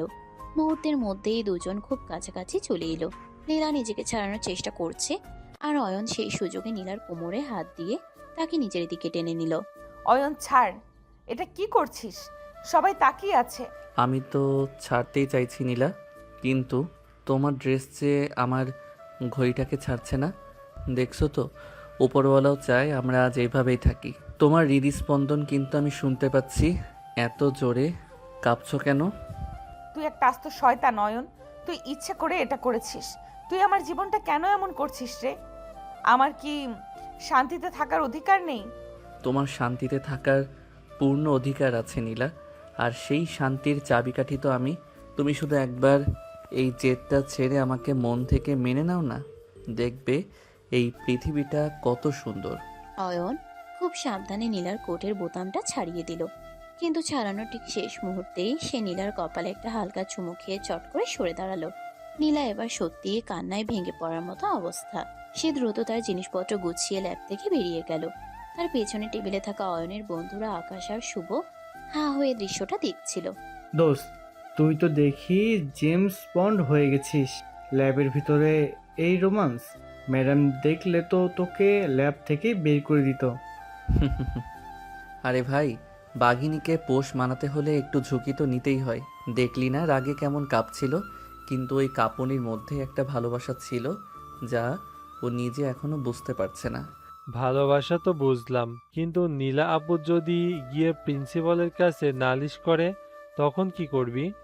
করবে না, কারণ ও জানে প্রিন্সিপালকে নালিশ করলে ওর বাবার সম্মান আগে যাবে। তাছাড়া ও এখন আমার স্ত্রী। স্বামী স্ত্রীর খুনসুটিতে কলেজ কর্তৃপক্ষ নাক গলাবে না। চল, আজ বিকেলে ওকে রিকশায় তুলতেই হবে। ক্লাস শেষে গেটের সামনে নীলা যখন মেঘলার জন্য অপেক্ষা করছিল তখন দেখলো একটা হুড়তোলা রিক্সা এসে তার সামনে দাঁড়ালো। রিক্সায় অয়ন বসে আছে, হাতে তার এক প্যাকেট ঝালমুড়ি। আসুন ম্যাম, আপনার পছন্দের ঝালমুড়ি আর রিক্সা ভ্রমণ মিস করবেন না কিন্তু। অয়ন, তুই কি আমাকে রাস্তাঘাটে অপমান করবি? আমি বলেছি না আমি যাব না। তুমি নিজে উঠবে নাকি আমি কোলে করে তুলবো? কোনটা বেশি ভালো দেখাবে সেটা তুমি ঠিক করো। সবাই কিন্তু দেখছে। নীলা দেখলো সত্যি অনেক ছাত্রছাত্রী তাদের দিকে তাকিয়ে হাসছে। সে আর কোনো উপায় না দেখে রাগে গজগজ করতে করতে রিক্সায় উঠে বসলো।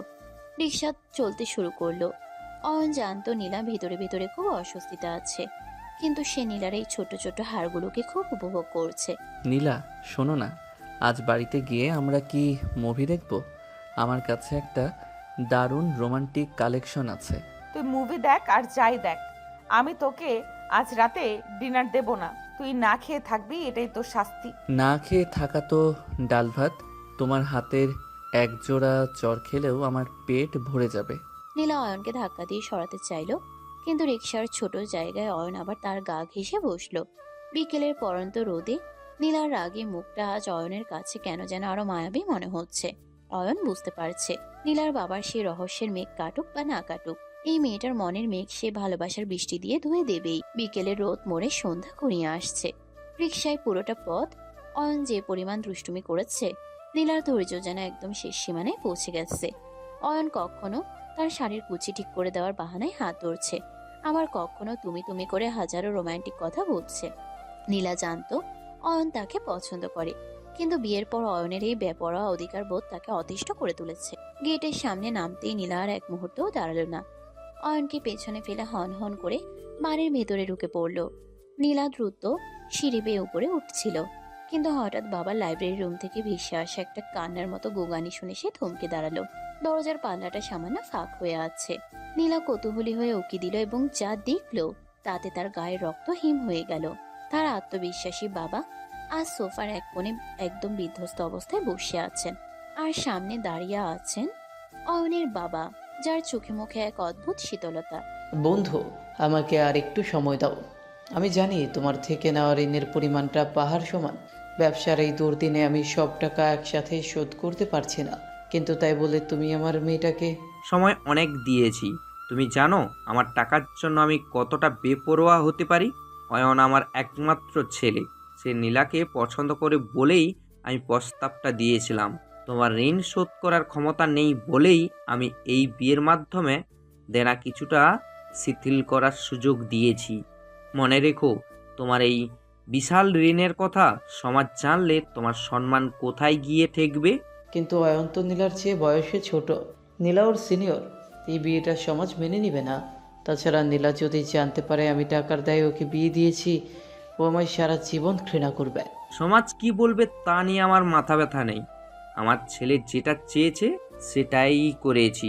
তুমি তো জানো নীলা রাজি হতো না, তাই তো তুমি মিথ্যে বলেছো যে শুধু দেখতে আসবে। অথচ আমরা কাজী নিয়ে এসে হুট করে বিয়েটা সম্পূর্ণ করলাম। এখন এই গোপন সত্যটা আমাদের তিনজনের মধ্যেই থাকুক। দরজার আড়ালে দাঁড়িয়ে থাকা নীলার পায়ের নিচ থেকে যেন পৃথিবীটা সরে গেল। সে ভাবতেও পারেনি তার নিজের বাবা তাকে একটা ঋণের বোঝা নামানোর পণ্য হিসেবে ব্যবহার করেছেন। সে ভাবতো তার বাবা তাকে ভালোবাসেন, অথচ বাবা তাকে চড়া দামে বিক্রি করে দিয়েছেন অয়নের পরিবারের কাছে। আর অয়ন, সে কি তবে এই সবটা জানতো? সে কি জেনে শুনেই তার বাবার ক্ষমতার জোরে নীলাকে কিনে নিয়েছে? নীলার মনে হলো তার নিঃশ্বাস বন্ধ হয়ে আসছে। এই বাড়ির দেওয়ালে দেওয়ালে যেন মিথ্যে আর ষড়যন্ত্রের গন্ধ। সে আর এক মুহূর্ত সেখানে দাঁড়ালো না। কারোর সাথে কোনো কথা না বলে, কোনো কাপড় না নিয়েই সে নিঃশব্দে বাড়ির পেছনে দরজা দিয়ে বেরিয়ে গেল। তার চোখে কোনো জল নেই, আছে এক তীব্র আগুন আর নিজের বাবার প্রতি একরাশ ঘৃণা। ড্রয়িং রুমে এখন রীতিমতো শোরগোল পড়ে গেছে। নীলার মা কান্নাকাটি করছেন। নীলার বাবা আর অয়নের বাবা থমথমে মুখে বসে আছেন। অয়ন নিজের ঘর থেকে ফ্রেশ হয়ে নেমে আসার পর থেকেই নীলাকে খুঁজছে, কিন্তু কোথাও তার চিহ্নও নেই। ওগো, মেয়েটা কোথায় গেল? নাস্তার টেবিল থেকে রুমে গেল, তারপর থেকে আর কোনো খোঁজ নেই। ওর ফোনটাও বাড়িতে পড়ে আছে। আমি তো ভাবলাম ও অয়নের সাথেই আছে। অয়ন, ওকে তোমায় কিছু বলে কোথাও গেছে? আঙ্কেল, আমি তো রিক্সা থেকে নামার পর গেটে দারোয়ানের সাথে কথা বলছিলাম। ও তো আগেই ভেতরে ঢুকেছে। আমি ভাবলাম ও রেগে আছে, তাই হয়তো রুমে গিয়ে দরজা বন্ধ করে দিয়েছে, কিন্তু ওর রুম তো ভেতর থেকে খোলা, অথচ ও নেই। হয়তো আশেপাশে কোথাও গেছে। বন্ধু, তুমি ওর বান্ধবীদের ফোন করেছো? সবার কাছে ফোন করেছি, কেউ কিচ্ছু জানে না। মেঘলা বলল অনু কি অয়নের সাথে রিক্সায় খুব হাসি খুশি আসছিল, কিন্তু বাড়িতে ঢোকার পর কি হলো? আপনারা চিন্তা করবেন না, আমি ওকে খুঁজে বের করবই। এই শহরে ও কোথায় যেতে পারে তা আমার চেয়ে ভালো কেউ জানে না। অয়ন লক্ষ্য করলো তার বাবার আর নীলার বাবার মধ্যে একটা রহস্যময় নীরবতা বিরাজ করছে। তাদের চোখে এক অদ্ভুত অস্বস্তি। অয়ন বুঝতে পারলো কিছু একটা ঘটেছে যা বড়রা লুকোচ্ছে। সে আর এক মুহূর্তও দেরি না করে নিজের বাইকের চাবিটা তুলে নিল। অয়ন বাইক স্টার্ট দিয়ে তীব্র গতিতে অন্ধকার রাস্তায় বেরিয়ে পড়ল। তার মনের ভেতর তোলপাড় চলছে। সে কি তবে নীলাকে হারালো? নীলা কি কোনোভাবে তাদের সেই ঋণের চুক্তির কথা জেনে ফেলেছে? অয়ন মনে মনে চিৎকার করে বলতে চাইলো, নীলা, আমি তোমাকে সত্যিই ভালোবাসি। বাবার ওই ঋণের সাথে আমার ভালোবাসার কোনো সম্পর্ক নেই। কিন্তু সে জানে নীলা এখন তাকে বিশ্বাস করার মতো অবস্থায় নেই। অন্ধকার রাস্তায় বাইক চালাতে চালাতে অয়নের নজর গেল নদীর পাড়ে সে নির্জন বেঞ্চটার দিকে, যেখানে নীলা মন খারাপ থাকলে একা বসে থাকতো। দূরে দেখা যাচ্ছে একটা আবছায়া মূর্তিকে। অয়নের বুকটা ধক করে উঠল। ওটাই কি নীলা? নদীর পাড়ে ঝিঝি পোকার ডাক আর পানির ছলছল শব্দ ছাড়া আর কোনো শব্দ নেই। ল্যাম্পপোস্টের আবছা আলোয় অয়ন দেখল সেই পরিচিত বেঞ্চটাতে নীলা গুটিসুটি মেরে বসে আছে। বাতাসে তার চুলগুলো এলোমেলো হয়ে উঠছে। অয়ন বাইকটা স্টার্ট বন্ধ করে ধীরে ধীরে নীলার দিকে এগিয়ে গেল। অয়নের বুকের ভেতরটা তখনও ধকধক করছে। নীলা যদি কোনো চরম সিদ্ধান্ত নিয়ে ফেলে। নীলা, তুমি এখানে এভাবে একা বসে আছো কেন? বাড়িতে সবাই কতটা দুশ্চিন্তা করছে জানো? অয়নের গলার শব্দ পাওয়া মাত্রই নীলা বিদ্যুৎ বেগে ঘুরে দাঁড়ালো। তার চোখগুলো কান্নায় লাল হয়ে ফুলে আছে, কিন্তু সেখানে মায়ার চেয়ে ঘৃণার আগুন বেশি। নীলা এক ঝটকায় উঠে দাঁড়িয়ে অয়নকে উদ্দেশ্য করে চিৎকার করে উঠল, তুই আবার এখানে কেন এসেছিস অয়ন? তোর স্বাদ কি এখনো মেটেনি? তোর বাবা আমাকে কিনে নিয়েছে বলে কি তুই ভাবছিস আমি তোর ব্যক্তিগত সম্পত্তি হয়ে গেছি? আমার কাছে আসবি না একদম। নীলা, তুমি যা ভাবছো তেমনটা নয়। প্লিজ শান্ত হও। এখান থেকে চলো, বাড়িতে গিয়ে কথা হবে। বাড়িতে? কোন বাড়িতে যাব? যেখানে আমার জন্মদাতা বাবা আমাকে ঋণের দায়ে তোর পরিবারের কাছে বন্ধক রেখেছে। তুই কি জানিস অয়ন, আজ তোদের সেই গোপন আলোচনা আমি আড়ি পেতে শুনেছি। আমি জেনে গেছি আমি স্রেফ একটা পণ্য। তোর বাবার ঋণের টাকা শোধ করার জন্য আমার বাবা আমাকে তোর হাতে তুলে দিয়েছে। তুই তো এটাই চেয়েছিলি, তাই না? নীলা রাগে আর অভিমানে অয়নকে ধাক্কা দিয়ে সরিয়ে দিতে চাইল। অয়ন নীলাকে আটকাতে গেলে নীলা তার হাত পা ছুঁড়ে ছাড়া পাওয়ার চেষ্টা করতে লাগলো। সে অয়নকে মারছে, খামচে দিচ্ছে, কিন্তু অয়ন নড়ল না। এক পর্যায়ে অয়ন নীলাকে ঝাপটে ধরে নিজের বুকের সাথে শক্ত করে মিশিয়ে নিল। নীলা, থামো বলছি, আমার কথা শোনো। ছাড় আমাকে, তুই একটা শয়তান। তোরা সবাই মিলে আমার জীবনটা শেষ করে দিলি। নীলা অনেকক্ষণ ধস্তাধস্তি করার পর ক্লান্ত হয়ে অয়নের বুকের উপরে লুটিয়ে পড়ল। তার শরীরের সব শক্তি যেন শেষ হয়ে গেছে। সে ঢুকরে কেঁদে উঠল। অয়নের শার্ট ভিজে যাচ্ছে নীলার চোখের জলে। নীলা কান্না ভেজা কণ্ঠে বলতে লাগলো, কেন আমাকে এইভাবে পণ্য বানালে অয়ন? আমি তো তোকে কোনো ক্ষতি করিনি। আমার বাবা কেন এমন করলো? কেন আমাকে একটা দেনা পাওনার চুক্তিতে আটকে দিলে? নীলা, বিশ্বাস করো, আমি এসবের কিছুই জানতাম না। আজ তুমি বাড়ি থেকে নিখোঁজ হওয়ার পর আঙ্কেলের আব্বুর অস্থিরতা দেখে আমার সন্দেহ হয়েছিল। আমি তো মাত্র কিছুক্ষণ আগে সব জানতে পারলাম। আমি জানতাম না যে এই বিয়ের পেছনে এমন কোনো কুৎসিত চুক্তি আছে। আমি তোমাকে সত্যি ভালোবাসি নীলা, আর সেই ভালোবাসার টানেই আমি বিয়ের পিঁড়িতে বসেছিলাম। তুই সত্যিই জানতি না? তুই কি মিথ্যা বলছিস না তো? আমার চোখের দিকে তাকিয়ে দেখো নীলা, আমি তোমাকে পাওয়া নিয়ে দুষ্টুমি করেছি, তোমাকে বিরক্ত করেছি, সেটা ছিল আমার অধিকার থেকে, কিন্তু কোনো ব্যবসায়িক চুক্তির জন্য তোমাকে চাইনি আমি। প্লিজ আমার উপর একটু ভরসা রাখো, আমি তোমাকে এই অপমান থেকে বের করে নিয়ে আসবো। অনেক দীর্ঘক্ষণের আশ্বাস আর শান্ত কণ্ঠস্বরে নীলা ধীরে ধীরে শান্ত হলো। সে বুঝতে পারলো অয়ন হয়তো সত্যিই নির্দোষ। অয়ন নীলার চোখের পানি মুছে দিয়ে তাকে রিকশায় ওঠার জন্য অনুরোধ করলো। নীলা অনেকটা যন্ত্রের মতোই অয়নের সাথে বাইকের পেছনে গিয়ে বসলো। অয়ন বাইক স্টার্ট দিল, কিন্তু তার মনে তখন অন্য এক ঝড় বইছে। অয়ন নীলাকে বাইকে বসিয়ে নিয়ে ফিরছে ঠিকই, কিন্তু তার নিজের মনের কোণে এক অন্ধকার রহস্য উকি দিচ্ছে। সে মনে মনে ভাবতে লাগলো, নীলা, তুমি সামান্য বাবা মায়ের এই ঋণের চুক্তি শুনেই এমন ভেঙে পড়লে? যদি তুমি জানতে পারো আমি তোমার কাছ থেকে আরও বড় একটা সত্য লুকাচ্ছি, তবে তুমি কি করবে? যদি জানতে পারো আমার এই ভালোবাসার আড়ালে এমন এক সত্য আছে যা তোমার আর আমার জীবনকে চিরতরে তছনছ করে দিতে পারে, তবে কি তুমি আমাকে এভাবে জড়িয়ে ধরতে? অয়ন দীর্ঘশ্বাস ফেলল। সে জানে এই বড় রহস্যটা যদি কোনোদিন নীলার সামনে আসে, তবে হয়তো আজকের এই দেনা পাওনার গল্পটা তার কাছে খুব সামান্য মনে হবে। কিন্তু অয়ন সেই রহস্যটা এখনকার মতো নিজের মনের গভীরেই উজ্জ্ব রাখলো।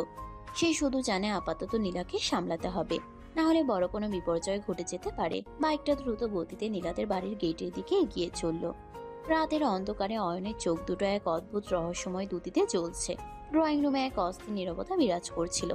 নীলার মা দরজার দিকে এক দৃষ্টিতে তাকিয়ে কাঁদছেন, আর নীলার বাবা সোফায় মাথা নিচু করে বসে আছেন। অয়নের বাবাও গম্ভীর মুখে পায়চারি করছেন। ঠিক তখনই গেটে অয়নের বাইকের শব্দ শোনা গেল। সবাই দ্রুত দরজার দিকে এগিয়ে গেলেন। অয়ন নীলার হাত ধরে ভেতরে নিয়ে এলো। নীলার চেহারা ফ্যাকাশে, চোখ দুটো ফোলা। নীলা, মা আমার, কোথায় গিয়েছিলি তুই? আমাদের বুকটা যে ফেটে যাচ্ছিল। কেন দুশ্চিন্তা করছো বাবা? বাড়ির একটা মূল্যবান পণ্য হারিয়ে গিয়েছিল, সেটা ফিরে এসেছে বলে কি স্বস্তি পাচ্ছ, নাকি অয়ন আঙ্কেলকে দেওয়া কথা রাখতে পারবে বলে খুশি হচ্ছ? নীলা, তুই এসব কি বলছিস মা? আমি সব জেনে গেছি আব্বু। তুমি ঋণের দায়ে আমাকে বিক্রি করে দিয়েছো। অয়নের সাথে আমার এই বিয়েটা কোনো পবিত্র বন্ধন নয়, বরং তোমার দেনা শোধ করার একটা চুক্তি। তুমি কি একবারও ভাবলে না যে আমি তোমার মেয়ে, কোনো জড় পদার্থ নই? নীলার বাবার যেন কথা বলার শক্তি হারিয়ে গেল। তিনি অপরাধীর মতো মাথা নিচু করে ঢুকরে কেঁদে উঠলেন। মেয়ের চোখের দিকে তাকানোর সাহস তার নেই। ঠিক তখনই অয়নের বাবা এগিয়ে এসে পরিস্থিতি সামলানোর চেষ্টা করলেন। দেখ নীলামা, তুই খুব ছোট ছিলি যখন থেকে আমি তোদের বাড়িতে যাতায়াত করি। তোকে বড় হতে দেখেছি। মেয়ে হিসেবে তুই সব সময় আমার কাছে পারফেক্ট ছিলি। আমার মনে মনে একটা জেদ ছিল যে তোকেই আমি আমার বাড়ির বউ করে নিয়ে যাব। তাই আমি বারবার তোর বাবার কাছে বিয়ের প্রস্তাব পাঠিয়েছিলাম, কিন্তু তোর বাবা প্রতিবার রিজেক্ট করে দিতেন, কারণ তুই অয়নের চেয়ে বয়সে বড়। তাহলে এখন কেন এই পরিস্থিতি তৈরি করলেন আঙ্কেল? ঋণের দোহাই কেন দিলেন?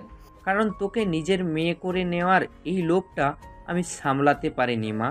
আমি জানতাম স্বাভাবিকভাবে বললে তোর বাবা রাজি হতো না, তাই ঋণের চাপটা দিয়েছি শুধু কাজটা দ্রুত করার জন্য। টাকা পয়সা বড় কথা নয়, বড় কথা হলো আমি তোকে ছাড়তে চাইনি। তোর বাবাও তোকে হারানোর ভয়েই হয়তো দ্রুত বিয়েটা দিয়ে দিয়েছেন। নীলা অবাক হয়ে অয়নের বাবার কথাগুলো শুনছিল। তার মানে এই বিয়ের পেছনে কেবল ঘৃণ্য কোনো চুক্তি নয়, বরং অয়নের বাবার এক বিশেষ স্নেহ কাজ করেছে। সবাই যখন এই সত্য শুনে স্তব্ধ, ঠিক তখনই অয়ন গম্ভীর গলায় এক পুরনো সত্য প্রকাশ করল। তোমাদের এই দেনা পাওনা আর বড়দের পরিকল্পনার আড়ালে আরও একটা সত্য আছে যা কেউ জানো না। নীলা আর আমি নতুন পরিচিত নই। কলেজের ফার্স্ট ইয়ারে থাকতেই আমি নীলাকে প্রপোজ করেছিলাম। অয়নের এই কথা শুনে দুই পরিবারের সবাই যেন আকাশ থেকে পড়ল। নীলার মা আর বাবা একে অপরের দিকে তাকালেন। অয়ন থামল না, সে বলতে লাগলো। হ্যাঁ, আমি ওকে অনেক আগে থেকেই পছন্দ করি, কিন্তু নীলা আমাকে তখন সোজাসুজি রিজেক্ট করে দিয়েছিল। ও বলেছিল জুনিয়রের সাথে ওর কোনোদিন সম্পর্ক হবে না। তাই যখন দেখলাম তোমাদের মাধ্যমে ওকে পাওয়ার একটা সুযোগ তৈরি হয়েছে, আমি আর না করতে পারিনি। আমি চাইনি ওকে হারাতে। ড্রয়িং রুমে এবার এক অদ্ভুত প্রশান্তি নেমে এলো। অয়নের বাবা হো হো করে হেসে উঠলেন। নীলার বাবাও চোখের পানি মুছে হাসার চেষ্টা করলেন। তারা জানতেও পারেনি যে তাদের ছেলে মেয়ের মনের সুতো আগে থেকে একে অপরের সাথে জড়িয়েছিল। নীলামা, আমায় ক্ষমা করে দিস। আমি ভাবিনি যে অয়ন্তকে আগেই পছন্দ করত। আমি শুধু তোর ভবিষ্যতের কথা ভেবে আর ঋণের চাপে দিশেহারা হয়ে গিয়েছিলাম। আমি অনেক ভুল বুঝেছিলাম তোমাদের। আমি ভেবেছিলাম আমি স্রেফ একটা ব্যবসায়িক খুঁটি, কিন্তু অয়ন তুমি তো দেখি আস্ত একটা শয়তান। আগে থেকে প্রপোজ করে রাখবি, আবার বিয়েতে এমন ভাব করবি যেন তুই কিছুই জানিস না। এটাকে বলে মাস্টার প্ল্যান নীলা। তোমাকে পাওয়ার জন্য এইটুকু নাটক তো করাই যায়। পারিবারিক সমস্যার সমাধান হয়ে গেল। দুই পরিবার একে অপরকে আলিঙ্গন করলো। নীলার মনের উপর থেকে বিশাল এক পাথর নেমে গেল। কিন্তু অয়ন যখন নীলার দিকে তাকিয়ে হাসছে, তখন তার মনে অন্য এক চিন্তা ঘুরছে। সে মনে মনে ভাবলো পারিবারিক সমস্যা তো মিটল নীলা, কিন্তু আমি যে নিজের ভিতরে আরো একটা বড় সত্য চেপে রেখেছি, সেটা কবে তোমাকে বলবো? থাকুক না সেটা এখন গোপন। দিন তিনেক কেটে গেছে। বাবার অসহায়ত্বের কথা ভেবে নীলা নিজেকে অনেকটাই শান্ত করে নিয়েছে। সে এখন স্বাভাবিক জীবনে ফেরার চেষ্টা করছে। কিন্তু বিপত্তি বাঁধল অয়নকে নিয়ে। যে অয়ন ছায়ার মতো নীলার পিছে লেগে থাকতো, সেই ছেলেটা এখন যেন ভোজ ভাজির মতো পাল্টে গেছে। সে ঠিক মতো কলেজে যাচ্ছে না, কারোর সাথে কথা বলছে না, এমনকি নীলার ফোন পর্যন্ত ধরছে না। নীলার মেজাজ এবার সপ্তমে চড়ল। সে আজ কলেজ শেষ করে নিজের বাড়ি না গিয়ে সোজা অয়নদের বাড়িতে হাজির হলো। আম্মু অয়ন কোথায়? ও কি আজকেও কলেজে যায়নি? আর বলো না নীলামা, আমি নিজেই খুব দুশ্চিন্তায় আছি। ছেলেটা যে কি হয়েছে বুঝতে পারছি না। গত 2 দিন ধরে ও ঘর থেকে বের হচ্ছে না, ঠিকমতো খাওয়া দাওয়া করছে না, কারোর সাথে একটা কথাও বলছে না। আমি তো ভেবেছিলাম তোমাদের মধ্যে নতুন করে কোনো ঝগড়া হয়েছে। না আম্মু, আমাদের মধ্যে কোনো ঝামেলাই হয়নি, বরং আমি এখন সবটা স্বাভাবিকভাবে নেওয়ার চেষ্টা করছি।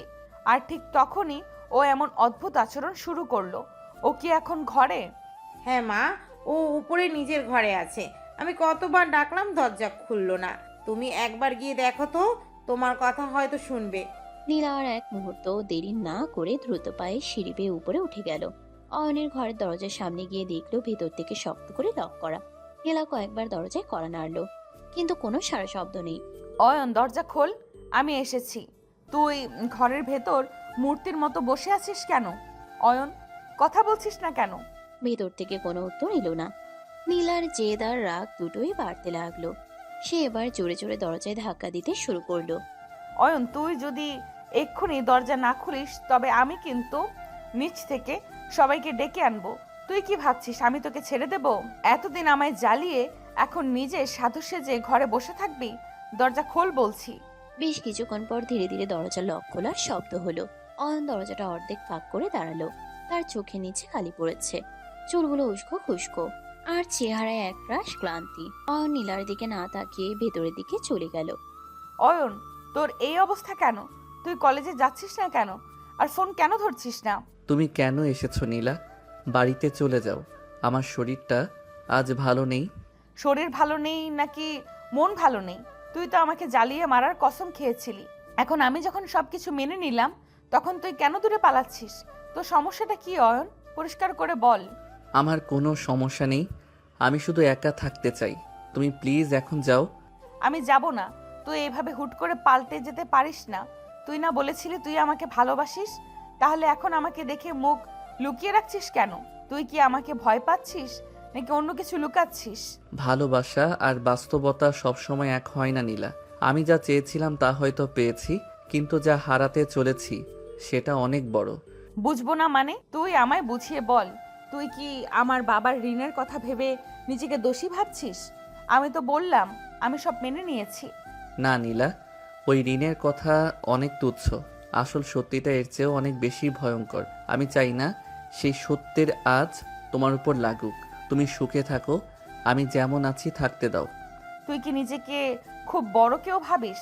তুই কি ভাবছিস তুই একা সব সহ্য করবি আর আমি আঙুল চুষবো?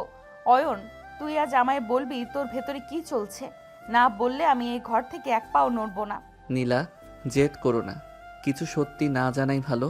জানলে হয়তো তুমি আমাকে আর ঘৃণা করারও সুযোগ পাবে না, শুধু করুণা করবে।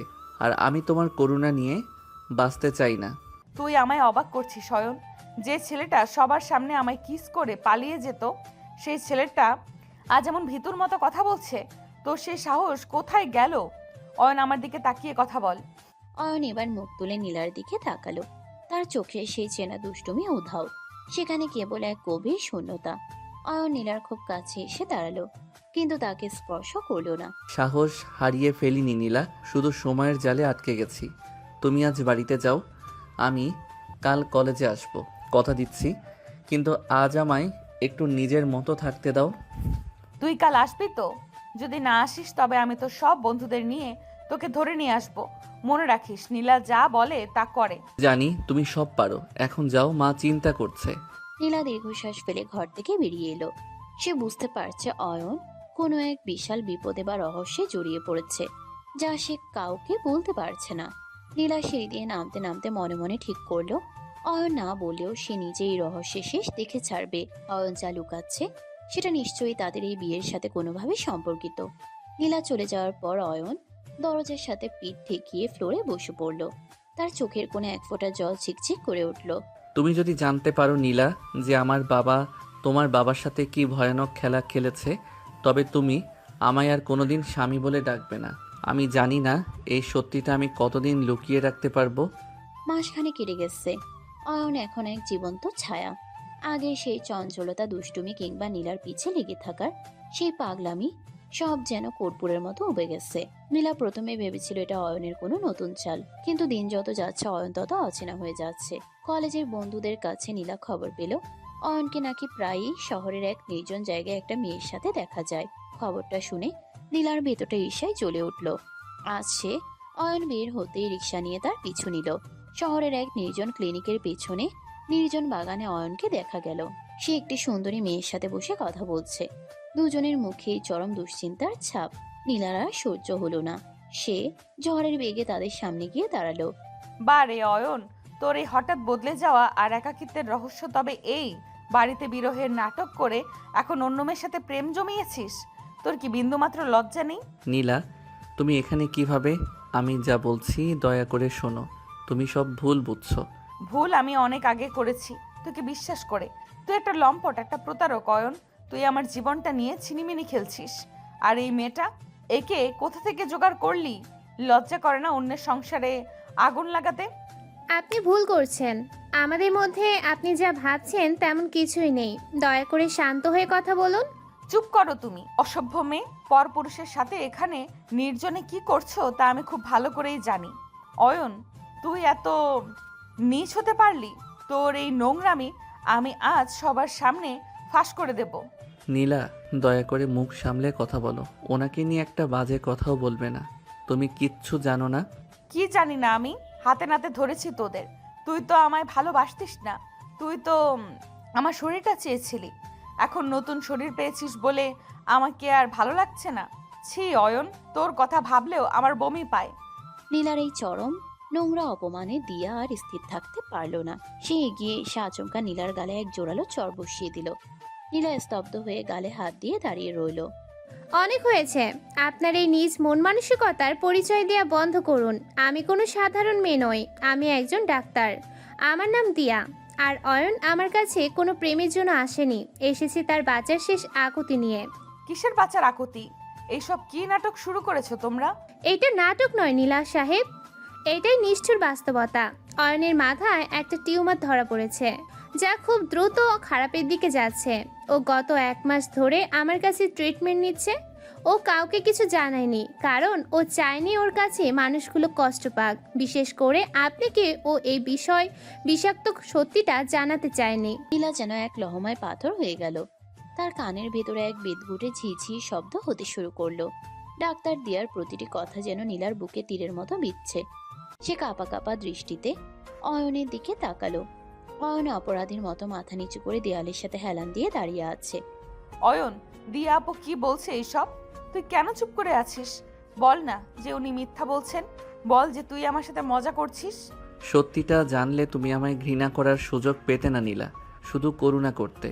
আর আমি চেয়েছিলাম তুমি আমাকে সারা জীবন তোমার সেই জেদি আর রাগী অয়ন হিসেবেই মনে রাখো। আমি চাইনি আমার এই শেষ সময়ের বোঝা তোমার উপর চাপাতে। শেষ সময় মানে কি? তুই কেন এসব বলছিস অয়ন? তুই তো আমাকে বলতি আমি তোর জীবন। তাহলে জীবনকে এভাবে অন্ধকারে ফেলে রেখে তুই একা যাওয়ার কথা ভাবলি কি করে? তুই এত বড় সত্যিটা আমার কাছে লুকালি। আমি তোমাকে ভালোবাসি নীলা, আর ভালোবাসার মানুষকে হাসি মুখে বিদায় দিতে হয়, চোখের জল দিয়ে নয়। আমি জানতাম আমি মরে গেলে তুমি হয়তো কেঁদে শান্ত হতে পারবে, কিন্তু এই তিলে তিলে মরে যাওয়া তুমি সইতে পারবে না। আমি কিছুই সইতে পারবো না অয়ন। তুই ছাড়া আমার এই পৃথিবীতে কোনো মূল্য নেই। কেন করলি এমন? কেন আমাকে একটুও বুঝতে দিলি না? আমি তোকে কত বাজে বাজে কথা বললাম, কত ঘৃণা করলাম, তুই কেন একবারও প্রতিবাদ করলি না রে? তোমার ঘৃণাটুকু ছিল আমার বেঁচে থাকার শক্তি। আমি ভাবতাম তুমি আমায় যত বেশি ঘেন্না করবে আমার চলে যাওয়াটা তোমার জন্য তত সহজ হবে, কিন্তু আমি হেরে গেলাম নীলা। তোমার চোখের জলের কাছে আমি হেরে গেলাম। নীলা অয়নের বুকে মুখ লুকিয়ে পাগলের মতো কাঁদতে লাগলো। যে অয়নকে সে এতদিন সহ্য করতে পারতো না, আজ সেই অয়নকে হারানোর ভয়ে তার পৃথিবীটা উলটপালট হয়ে যাচ্ছে। অয়ন কাঁপা কাঁপা হাতে নীলার মাথায় হাত রাখলো। দিয়া নিঃশব্দে সেখান থেকে সরে গেল। বাগানের সেই নির্জনতায় কেবল নীলার টুকরে টুকরে কান্নার শব্দ ভেসে আসছিল। তুই কোথাও যাবি না অয়ন। আমি তোকে কোথাও যেতে দেব না। আমার সবটুকু ভালোবাসা দিয়ে আমি তোকে ফিরিয়ে আনবো। তুই ছাড়া নীলা যে বাঁচতে জানে না রে। পাগলি মেয়ে, মৃত্যু তো কারো কথা শোনে না। তবে তোমার এই ভালোবাসার সাথে নিয়ে আমি যদি ওপারে চলেও যাই আমার কোনো আক্ষেপ থাকবে না। নীলা অয়নকে আরো শক্ত করে জড়িয়ে ধরলো, যেন ছেড়ে দিলেই অয়ন বাতাসে মিলিয়ে যাবে। জীবনের সব রাগ, অভিমান আর জেদ আজ এক নিমিষেই ধুলোয় মিশে গেছে। পড়ে আছে শুধু একরাশ হাহাকার আর পরম ভালোবাসার এক টুকরো ছায়া। শান্ত বিকেলে যেন প্রলয় নেমে এলো। নীলা যখন অয়নকে প্রায় জোর করেই বাড়িতে নিয়ে এলো এবং সবাইকে ডাক্তার দিয়ার দেওয়া রিপোর্টগুলো দেখালো, তখন বাড়ির প্রতিটি দেয়াল যেন কান্নায় ভেঙে পড়লো। নীলার বাবা পাথর হয়ে সোফায় বসে রইলেন, আর অয়নের মা বুক ফাটা আর্তনাদে জ্ঞান হারালেন। পরদিন সকালে দুই পরিবার মিলে ডাক্তার দিয়ার চেম্বারে হাজির হলো। সবার চোখে মুখে একরাশ অন্ধকার আর অনিশ্চয়তা। মা দিয়া, আমার একমাত্র ছেলেও, আপনি ডাক্তার, আপনি তো কত অসাধ্য সাধন করেন। আমার অয়নকে সুস্থ করে দিন মা, আমি আমার সব সম্পত্তি আপনাদের দিয়ে দিব। আঙ্কেল শান্ত হন, আমি ব্যক্তিগতভাবে অয়নের বন্ধু এবং ওর ডাক্তার। বিশ্বাস করেন, আমি আমার সাধ্যের বাইরে গিয়ে চেষ্টা করছি, কিন্তু অয়নের মাথায় টিউমারটা এমন এক জায়গায় পৌঁছেছে যেখানে অপারেশন ছাড়া আর কোনো পথ নেই। অপারেশন করলে কি একদম আগের মতো হয়ে যাবে দিয়া আপু? ও কি আবার আমার সাথে আগের মতো ঝগড়া করবে, আমায় আগের মতো জ্বালাবে? নীলা, সত্যিটা বলা আমার দায়িত্ব। এই অপারেশনটা অত্যন্ত ক্রিটিক্যাল। যে জায়গায় টিউমারটা আসে সেখানে একটু এদিক সেদিক হলে হিতে বিপরীত হতে পারে। এই অপারেশন সাকসেস রেট মাত্র 50-50, অর্থাৎ অয়ন সুস্থ হয়ে ফিরতেও পারে, আবার আমরা ওকে চিরতরে হারিয়েও ফেলতে পারি। 50-50 শব্দটা শোনার সাথে সাথে নীলা যেন ভারসাম্য হারিয়ে মেঝেতে বসে পড়ল। তার কানে শুধু বাজছে অয়নকে হারানোর 50% সম্ভাবনা। নীলার মা নীলাকে জড়িয়ে ধরে কাঁদতে লাগলেন। অন্যদিকে নীলার বাবা দিয়ার দিকে এগিয়ে গেলেন। দিয়া মা, আমরা কি দেশের বাইরে নিয়ে যাব, আরো বড় কোনো হাসপাতালে? অয়নের যে অবস্থা, তাতে লম্বা জার্নি করার মতো সময় আমাদের হাতে নেই। কয়েকদিনের মধ্যে অপারেশনটা করতে হবে। আপনারা মানসিকভাবে প্রস্তুতি নিন, আর সবচেয়ে বড় কথা, অয়নকে এই সময়ে মানসিকভাবে খুব শক্ত থাকতে হবে। ও যদি ভেঙে পড়ে তবে আমাদের চেষ্টা কোনো কাজে আসবে না। চেম্বারের বাইরের করিডোরে একা দাঁড়িয়ে জানালার বাইরে তাকিয়েছিল অয়ন। তার মুখে এক অদ্ভুত প্রশান্তি, যেন সে আগেই সবটা মেনে নিয়েছে। নীলা কাঁদতে কাঁদতে অয়নের কাছে গিয়ে দাঁড়ালো। তুই ওখানে দাঁড়িয়ে আছিস কেন রে অয়ন? তুই কি আমাদের একটুও ভালোবাসিস না? কেন তুই একবারও বললি না যে তুই এত কষ্টে আছিস? ভালোবাসতাম বলেই তো বলিনি নীলা। দেখলে তো বলার পর সবার চোখের জল কিভাবে বাঁধ ভেঙেছে। আমি চেয়েছিলাম এই চোখের জলগুলো আমি চলে যাওয়ার পর জমা থাকুক, আমার সামনে না। তুই বারবার চলে যাওয়ার কথা কেন বলছিস? ডাক্তার আপু বলেছে 50% চান্স আছে। আমি 50%কেই 100%-এ বদলে দেব। আমি জানি তুই আমাকে ছেড়ে কোথাও যেতে পারবি না। এই রাগী মেয়েটা আজ এত কাঁদছে কেন? মনে আছে তুই বলতিস, অয়ন তুই আমার চোখের সামনে থেকে দূর হ। এখন তো সত্যি সত্যি আমি দূর হতে চলেছি। এখন তো তোর খুশি হওয়ার কথা। খবরদার অয়ন, ওসব কথা একদম বলবি না। তোকে জ্বালানোর জন্য আমি কত পরিকল্পনা করেছি। তুই চলে গেলে আমি কাকে গালি দেব, কার উপর রাগ দেখাবো? তুই ছাড়া আমার এই নীলা নামটা ডাকার মতো কেউ থাকবে না রে। অয়ন নীলাকে নিজের বাহুডোরে আগলে নিল। করিডোরের অন্য প্রান্তে দুই বাবা একে অপরকে জড়িয়ে ধরে কাঁদছেন। ঋণের চোখ দিয়ে আভিজাত্য জেদ সব আজ তুচ্ছ হয়ে গেছে একটা জীবনের কাছে। আব্বু আঙ্কেল, আপনারা ওভাবে কাঁদবেন না প্লিজ। আমি তো মরে যাইনি এখনো। অপারেশনের দিন পর্যন্ত আমি হাসি খুশি থাকতে চাই। আপনারা কি আমার এই শেষ ইচ্ছেটা রাখবেন না? ছি বাবা, ওসব কথা বলতে নেই।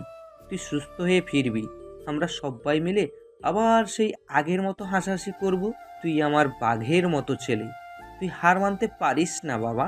অয়ন বাবা, আমায় ক্ষমা করে দিস। আমি কত স্বার্থপরের মতো তোদের জীবনটা নিয়ে ছিনিমিনি খেয়েছে। তুই সুস্থ হয়ে ফিরে আয়, আমি তোদের সুন্দর করে আবার নতুন করে সব শুরু করার সুযোগ করে দিব। সবাই যখন কান্নায় ভেঙে পড়েছে তখন অয়ন নীলার দিকে তাকিয়ে মুচকি হাসলো। সেই পরিচিত বাঁকা হাসি যা নীলাকে সবসময় রাগাতো, কিন্তু আজ সেই হাসিটাই নীলার কাছে পৃথিবীর সবচেয়ে মূল্যবান সম্পদ। নীলা শোনো, অপারেশনের আগের কয়েকটা দিন আমি শুধু তোমার সাথে কাটাতে চাই, একদম সাধারণ মানুষের মতো।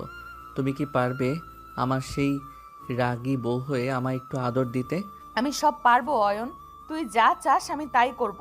শুধু তুই কোথাও যাস না। তুই আছিস বলেই আমার এই বেঁচে থাকা। তুই না থাকলে আমি অপারেশন থিয়েটারের সামনেই নিজেকে শেষ করে দেব। পাগল হলে নাকি? আচ্ছা চলো, আজ অনেক কান্না হয়েছে, এবার একটু বাড়ি ফিরি। মা হয়তো ঘরে বসে জায়নামাজে কান্নাকাটি করছে। পুরো পরিবার একসাথে ক্লিনিক থেকে বেরিয়ে এলো। সবার মনে এক পাহাড় সমান ভয়, কিন্তু চোখের সামনে অয়নের ওই চঞ্চলতা তাদের মনে এক চিলতে আশা জাগিয়ে রাখছে। 50-50 চান্স, একদিকে জীবন অন্যদিকে মৃত্যু। এই লটারিতে কে জিতবে তার সময় বলবে, কিন্তু নীলা মনে মনে ঠিক করে নিয়েছে সে যমরাজের সাথে লড়াই করে হলেও অয়নকে ফিরিয়ে আনবে। আজ সেই বিভীষিকাময় দিন, যে দিনটির কথা ভেবে গত কয়েক রাত নীলা এক পলক চোখের পাতা এক করতে পারেনি। হাসপাতালের করিডোরে সাদা দেয়ালগুলো যেন আজ যমরাজের দূতের মতো দাঁড়িয়ে আছে। অয়নকে স্ট্রেচারে করে অপারেশন থিয়েটারে নিয়ে যাওয়া হচ্ছে। অয়নের মাথায় এখন ব্যান্ডেজ, পরনে নীল রঙের সার্জিক্যাল ড্রেস। সে একবার নীলার দিকে তাকিয়ে ম্লান হাসলো। নীলা, যদি ফিরে না আসি তবে ওই ড্রয়ারের ডায়েরিটা পড়ো। আর শোনো, তুমি কাঁদলে তোমাকে একদম ভালো লাগে না, হাসি খুশি থেকো। তুই একটা চর খাবি অয়ন, তোকে আমি বলেছি না ওসব অলক্ষণের কথা না বলতে। তুই ফিরে আসবি, সুস্থ হয়ে আসবি, আমি ওখানেই দাঁড়িয়ে থাকবো, এক পাও নড়বো না। আচ্ছা বাবা, আসবো। আম্মু আব্বু আমার জন্য দোয়া করবেন। অয়নকে ভেতরে নিয়ে যাওয়া হলো। অপারেশন থিয়েটারের মাথার উপরে লাল আলোটা জ্বলে উঠল। শুরু হলো জীবনের সবচেয়ে দীর্ঘ প্রতীক্ষা। অয়নের মা জায়নামাজ বিছিয়ে হাসপাতালের এক কোণে কোরআন তেলাওয়াত করছেন। তার চোখের জল তসবির দানার মতো গড়িয়ে পড়ছে। অয়নের বাবা করিডোরের দেয়াল ধরে পাথরের মতো দাঁড়িয়ে আছেন। ওগো, কিছু তো মুখে দাও, সকাল থেকে এক ফোঁটা পানিও তো পড়েনি পেটে। আমার গলা দিয়ে কিছুই নামবে না। ওই ছেলেটা যদি আজ না ফিরে, তবে আমি নিজেকে কোনোদিন ক্ষমা করতে পারবো না। আমার জেদের কারণে আজও মৃত্যুর মুখে। আল্লাহ, তুমি আমার সবাই অয়নকে দিয়ে দাও, ওকে আমাদের মাঝে ফিরিয়ে দাও। ঘন্টা দুয়েক কেটে গেল। করিডোরের নিস্তব্ধতা ভেঙে শুধু কান্নার মৃদু আওয়াজ শোনা যাচ্ছে। নীলা অপারেশন থিয়েটারের দরজার কাছ দিয়ে ভেতরের দিকে তাকিয়ে আছে। সে মনে মনে শুধু একটা কথাই বলছে, অয়ন, তুই আমাকে জিতিয়ে দে। তুই হেরে গেলে নীলাও আজ হেরে যাবে। ঠিক তখনই দিয়া অপারেশন থিয়েটার থেকে দ্রুত পায়ে বেরিয়ে এলো। তার মুখে মাস্ক, চোখে মুখে চরম ক্লান্তি। দিয়া আপু, অয়ন কেমন আছে? অপারেশন শেষ, ও কথা বলছে না কেন? নীলা, অস্থির হয়েও না। মাঝখানে অয়নের হার্টবিট অনেকটা কমে গিয়েছিল। আমরা একবার ভেবেছিলাম সব শেষ, কিন্তু ও লড়াই করছে। টিউমারের মেইন অংশটা বের করা গেছে, তবে আগামী 1 ঘন্টা খুব ক্রিটিক্যাল। যদি এই 1 ঘন্টার মধ্যে ওর জ্ঞান ফেরে, তবেই আমরা বলতে পারবো ও বিপদমুক্ত। ও আল্লাহ, তুমি আমার কোল খালি করো না দয়াল, তুমি তো অসাধ্য সাধন করতে পারো, আমার বাচ্চাটাকে ফিরিয়ে দাও। প্রতিটি সেকেন্ড যেন এখন এক একটি বছরের সমান। করিডোরে থাকা সবাই যেন নিঃশ্বাস নিতেও ভুলে গেছে। নীলা এবার আর নিজেকে সামলাতে পারল না। সে সোজা হাসপাতালের ছোট প্রার্থনা কক্ষের দিকে দৌড়ে গেল। সেখানে গিয়ে সে আশ্রয় পড়ল মেঝেতে। হে দয়াময়, আমি কোনোদিন তোমার কাছে কিছু চাইনি। আমি হয়তো অনেক অবাধ্য, অনেক রাগী, কিন্তু অয়ন তো নিষ্পাপ। ও তো শুধু আমায় ভালোবাসতে চেয়েছিল। তুমি কি ভালোবাসার এমন করুণ পরিণতি করবে? আমি ওর সব দুষ্টুমি সহ্য করব। ও আমায় সারা জীবন জ্বালালেও আমি কিচ্ছু বলবো না। শুধু ওকে একবার আমার সামনে সুস্থ অবস্থায় দাঁড় করিয়ে দিও। প্রায় আরো 1 ঘন্টা পর অপারেশন থিয়েটারে সেই লাল আলোটা নিভে গেল। দিয়া এবার যখন বেরিয়ে এলো, তার চোখে জল, কিন্তু মুখে একটা মৃদু হাসি।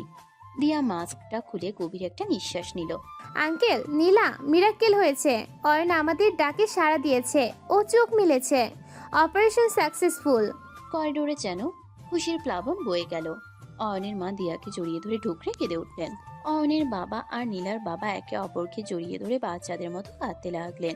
এটা শোকের কান্না নয়, এটা পরম স্বস্তির কান্না। আমি জানতাম ও আমাকে ছেড়ে কোথাও যাবে না। দিয়া আপু, আমি কি ওকে দেখতে পারি? ও এখন আইসিইউতে অবজারভেশন থাকবে। কিছুক্ষণ পর কাচের ওপাশ থেকে দেখতে পারবে। তবে ও কিন্তু তোমার নামই আগে বিড়বিড় করে বলেছিল। নীলা দ্রুত আইসিইউ এর জানালার কাছে গিয়ে দাঁড়ালো। ভেতরে অয়ন শুয়ে আছে, মুখে তার অক্সিজেন মাস্ক। অয়ন খুব ধীরে ধীরে চোখের পাতা খুলল এবং কাচের ওপাশে দাঁড়ানো নীলাকে দেখতে পেল। অয়ন কাপা কাপা হাতে একটুখানি আঙ্গুল নাড়ালো, যেন বলছে, দেখলে তো, আমি ফিরে এসেছি। তুই আস্ত একটা পাগল অয়ন। তুই আমায় এইভাবে আর কোনোদিন ভয় দেখাবি না। তুই সুস্থ হ, তারপর তোকে আমি দেখিয়ে দেব রাগ কাকে বলে। হাসপাতালে আসা অন্যান্য মানুষও এই দৃশ্য দেখে চোখের জল আর ধরে রাখতে পারল না। এক অসম্ভবের লড়াই আজ ভালোবাসার কাছে হার মেনেছে। মৃত্যু দুয়ারে হানা দিয়েও অয়নকে চিনিয়ে নিতে পারেনি, কারণ করিডোরে দাঁড়িয়ে থাকা মানুষগুলোর চোখের জল আর দোয়া আজ আরশের অধিপতি কবুল করে নিয়েছেন। বন্ধু, আমাদের ছেলে ফিরে এসেছে, এবার আমাদের আর কোনো ভয় নেই। হ্যাঁ বন্ধু, আজ থেকে অয়ন শুধু তোমার ছেলে নয়, আমারও প্রাণ। ওর জন্য আজ থেকে আমাদের দুই পরিবারের বন্ধন আরও শক্ত হলো। অয়ন আইসিইউ এর ভেতরে শুয়ে থাকলেও তার ঠোঁটের কোণে সেই পরিচিত দুষ্টু হাসিটা আবার ফুটে উঠেছে। সে জানে এই লড়াইটা সে একা জেতেনি, তার পেছনে থাকা মানুষগুলোর অফুরন্ত ভালোবাসা তাকে জীবনে নতুন আলোয় ফিরিয়ে এনেছে। মাসখানে কেটে গেছে, হাসপাতালের সেই সাদা দেওয়াল আর ওষুধের গন্ধ এখন অতীত। অয়ন এখন সম্পূর্ণ সুস্থ, তবে তার সুস্থতার পেছনে ওষুধের চেয়ে নীলার সেবা আর ভালোবাসার অবদানই বেশি। আজ অয়ন নীলার বিয়ের আনুষ্ঠানিক রিসেপশন, যা আগে পরিস্থিতির কারণে ধুমধাম করে করা হয়নি। পুরো বাড়ি আলোকসজ্জায় ঝলমল করছে। নীলা আয়নার সামনে দাঁড়িয়ে নিজেকে দেখছিল, পরনে লাল বেনারসি আর কপালে বড় একটা টিপ। ঠিক তখনই পেছন থেকে অয়ন এসে তাকে জড়িয়ে ধরলো। কি ব্যাপার ম্যাম? আজ তো দেখি রাগী চেহারার আড়ালে অপসরা লুকিয়ে আছে। আমাকে আবার কিস করে অজ্ঞান করে দেওয়ার পরিকল্পনা নেই তো? তুই কিন্তু আবার সেই আগের মতো শুরু করেছিস অয়ন। ছাড় বলছি, আম্মু দেখলে কি ভাববে? আর তুই কি ভুলেই গেছিস যে তুই মাত্র অপারেশন থেকে ফিরেছিস? একটু তো শান্ত থাক। আরে ডাক্তার দিয়া তো বলেছে আমি এখন একদম ফিট, আর তোমাকে জ্বালানো তো আমার জন্মগত অধিকার। বরং তুমি তো ইদানিং বেশি শান্ত হয়ে গেছো। সেই তেজটা কোথায় গেল নীলা? তেজটা তোর আইসিইউ এর জানলার পাশে ফেলে এসেছি রে পাগল। তোকে হারানোর ভয়ে আমার সেই রাগী নীলাটা মরে গেছে। এখন শুধু তোর এই জ্বালাতন সহ্য করার মতো একটা নীলাই বেঁচে আছে। অয়ন নীলার কপালে একটা পরম যত্নে চুমু খেলো। নীলা এবার আর রাগ করলো না, বরং অয়নের বুকে মাথা রাখলো। নিচ থেকে শোরগোল শোনা যাচ্ছে। দুই পরিবার আর বন্ধুরা সবাই চলে এসেছে। অয়ন আর নীলা হাতে হাত রেখে নিচে নেমে এলো। আকাশ, শুভ আর রাব্বি তাদের দেখেই চিৎকার করে উঠল। ওই দেখ, আমাদের হিরো আর হিরোইন চলে এসেছে। কি রে অয়ন, ভাবিকে কি এখনো ভয় পাস নাকি? আগের মতোই প্রেম চালিয়ে যাচ্ছিস? আরে ভাই, ভয় পাওয়ার দিন শেষ। এখন তো শুধু ভালোবাসা আর ভালোবাসা। তবে ভাবি এখনো মাঝে মধ্যে চোখ রাঙায়, সেটা অবশ্য আমার কাছে ওষুধের মতো কাজ করে। যা বলেছিস, ভাবির ওই চোখ রাঙানি না থাকলে তো তাকে চেনাই যেত না। তবে আজ আমরা সবাই খুব খুশি যে তোরা একসাথে হয়েছিস। নীলার বাবা আর অয়নের বাবা একপাশে দাঁড়িয়ে বাচ্চাদের খুনসুটি দেখছিলেন। তাদের চোখে আজ আর কোনো অপরাধ বোধ নেই, আছে পরম তৃপ্তি। নীলার বাবা এগিয়ে এসে অয়নের কাঁধে হাত রাখলেন। অয়ন বাবা, আজ আমি পৃথিবীর সবচেয়ে সুখী মানুষ। তোদের এই হাসিটুকু দেখার জন্যই হয়তো আল্লাহ আমাকে এত বড় একটা পরীক্ষা নিয়েছিলেন। তোরা সারা জীবন এইভাবেই থাকিস। বন্ধু, আমাদের জেদ আর দেনা পাওনা অনেক বড় ভুল ছিল, কিন্তু এই বাচ্চারা আমাদের শিখিয়ে দিল যে ভালোবাসার শক্তির কাছে সব কিছুই তুচ্ছ। নীলামা, আমার অয়নটাকে একটু দেখে রাখিস, ও তো সারা জীবনই একটু পাগল। আপনি চিন্তা করবেন না আব্বু, এই পাগলটাকে ঠিক করার দায়িত্ব এখন আমার। ওর মাথায় তো টিউমার ছিল, সেটা দিয়ে আপু বের করে দিয়েছে, কিন্তু ওর মাথায় যে দুষ্টুমি ভর্তি সেটা আমি ডলে ডলে বের করব। সবাই উচ্চস্বরে হেসে উঠল। অয়ন নীলার কানের কাছে গিয়ে ফিসফিস করে বলল, নীলা, তুমি আমার সেই বড় রহস্যটার কথা জানতে চেয়েছিলে না, যেটা আমি অপারেশন থিয়েটারে যাওয়ার আগে লুকিয়ে রেখেছিলাম? হ্যাঁ বল না, কি সেই রহস্য? রহস্যটা হলো, আমি যখন প্রথমবার তোমাকে প্রপোজ করে রিজেক্ট হয়েছিলাম, সেদিনই আমি আমার ডায়েরিতে লিখেছিলাম যে এই মেয়েটা একদিন আমার বউ হয়ে আমার ঘরে আসবেই। আমার সেই জেদটা আজ পূর্ণতা পেয়েছে। আর কোনো রহস্য নেই নীলা, এখন শুধু আমাদের একটা নতুন জীবনের শুরু। তুই সত্যি একটা শয়তান অয়ন, কিন্তু এই শয়তানকেই আমি আমার জীবনের শ্রেষ্ঠ উপহার হিসেবে বেছে নিলাম। বাইরের আকাশে তখন আতশবাজির রোশনাই। অয়ন আর নীলা একে অপরের চোখের দিকে তাকিয়ে আগামীর স্বপ্ন বুনছে। যে সম্পর্কে শুরু হয়েছিল রাগ আর বিরক্তি দিয়ে, তার পরিণতি হলো এক গভীর আর অটুট ভালোবাসায়। বয়সের পার্থক্য কিংবা পরিস্থিতির জটিলতা কোনো কিছুই তাদের আলাদা করতে পারেনি, কারণ যেখানে সত্যিকারের ভালোবাসা থাকে সেখানে ঈশ্বর নিজেই মিরাক্কেল ঘটিয়ে দেন। নীলার সেই রাগী চোখের ভাষা আজ অয়নের প্রেমে কোমল হয়ে উঠেছে, আর অয়নের দুষ্টুমিগুলো নীলার জীবনের অবিচ্ছেদ্য অংশ হয়ে গেছে। হাসি খুশি আর ভালোবাসার চাদরে ঢাকা পড়ে গেল অতীতের সব ক্ষত। এভাবেই শেষ হলো এক রাগী বউ আর তার আদরের স্বামীর এক অদ্ভুত সুন্দর প্রেমের গল্প। সমাপ্ত।